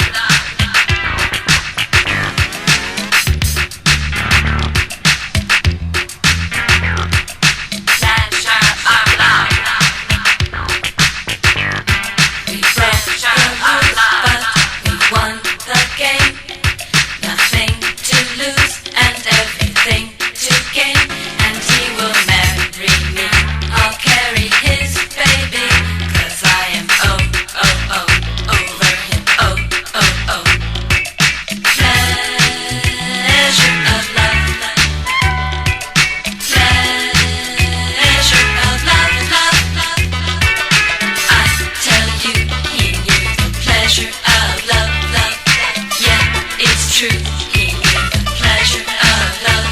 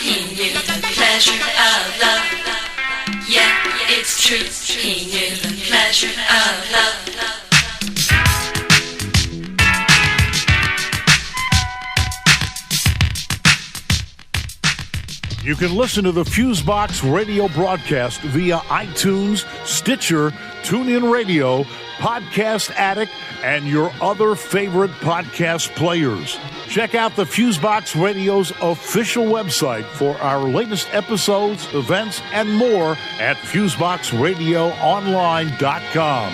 You can also visit us on Facebook at Facebook.com/FuseBox Radio Show, Twitter at Twitter.com/FuseBox Radio, and Instagram at Instagram.com/FuseBox Radio.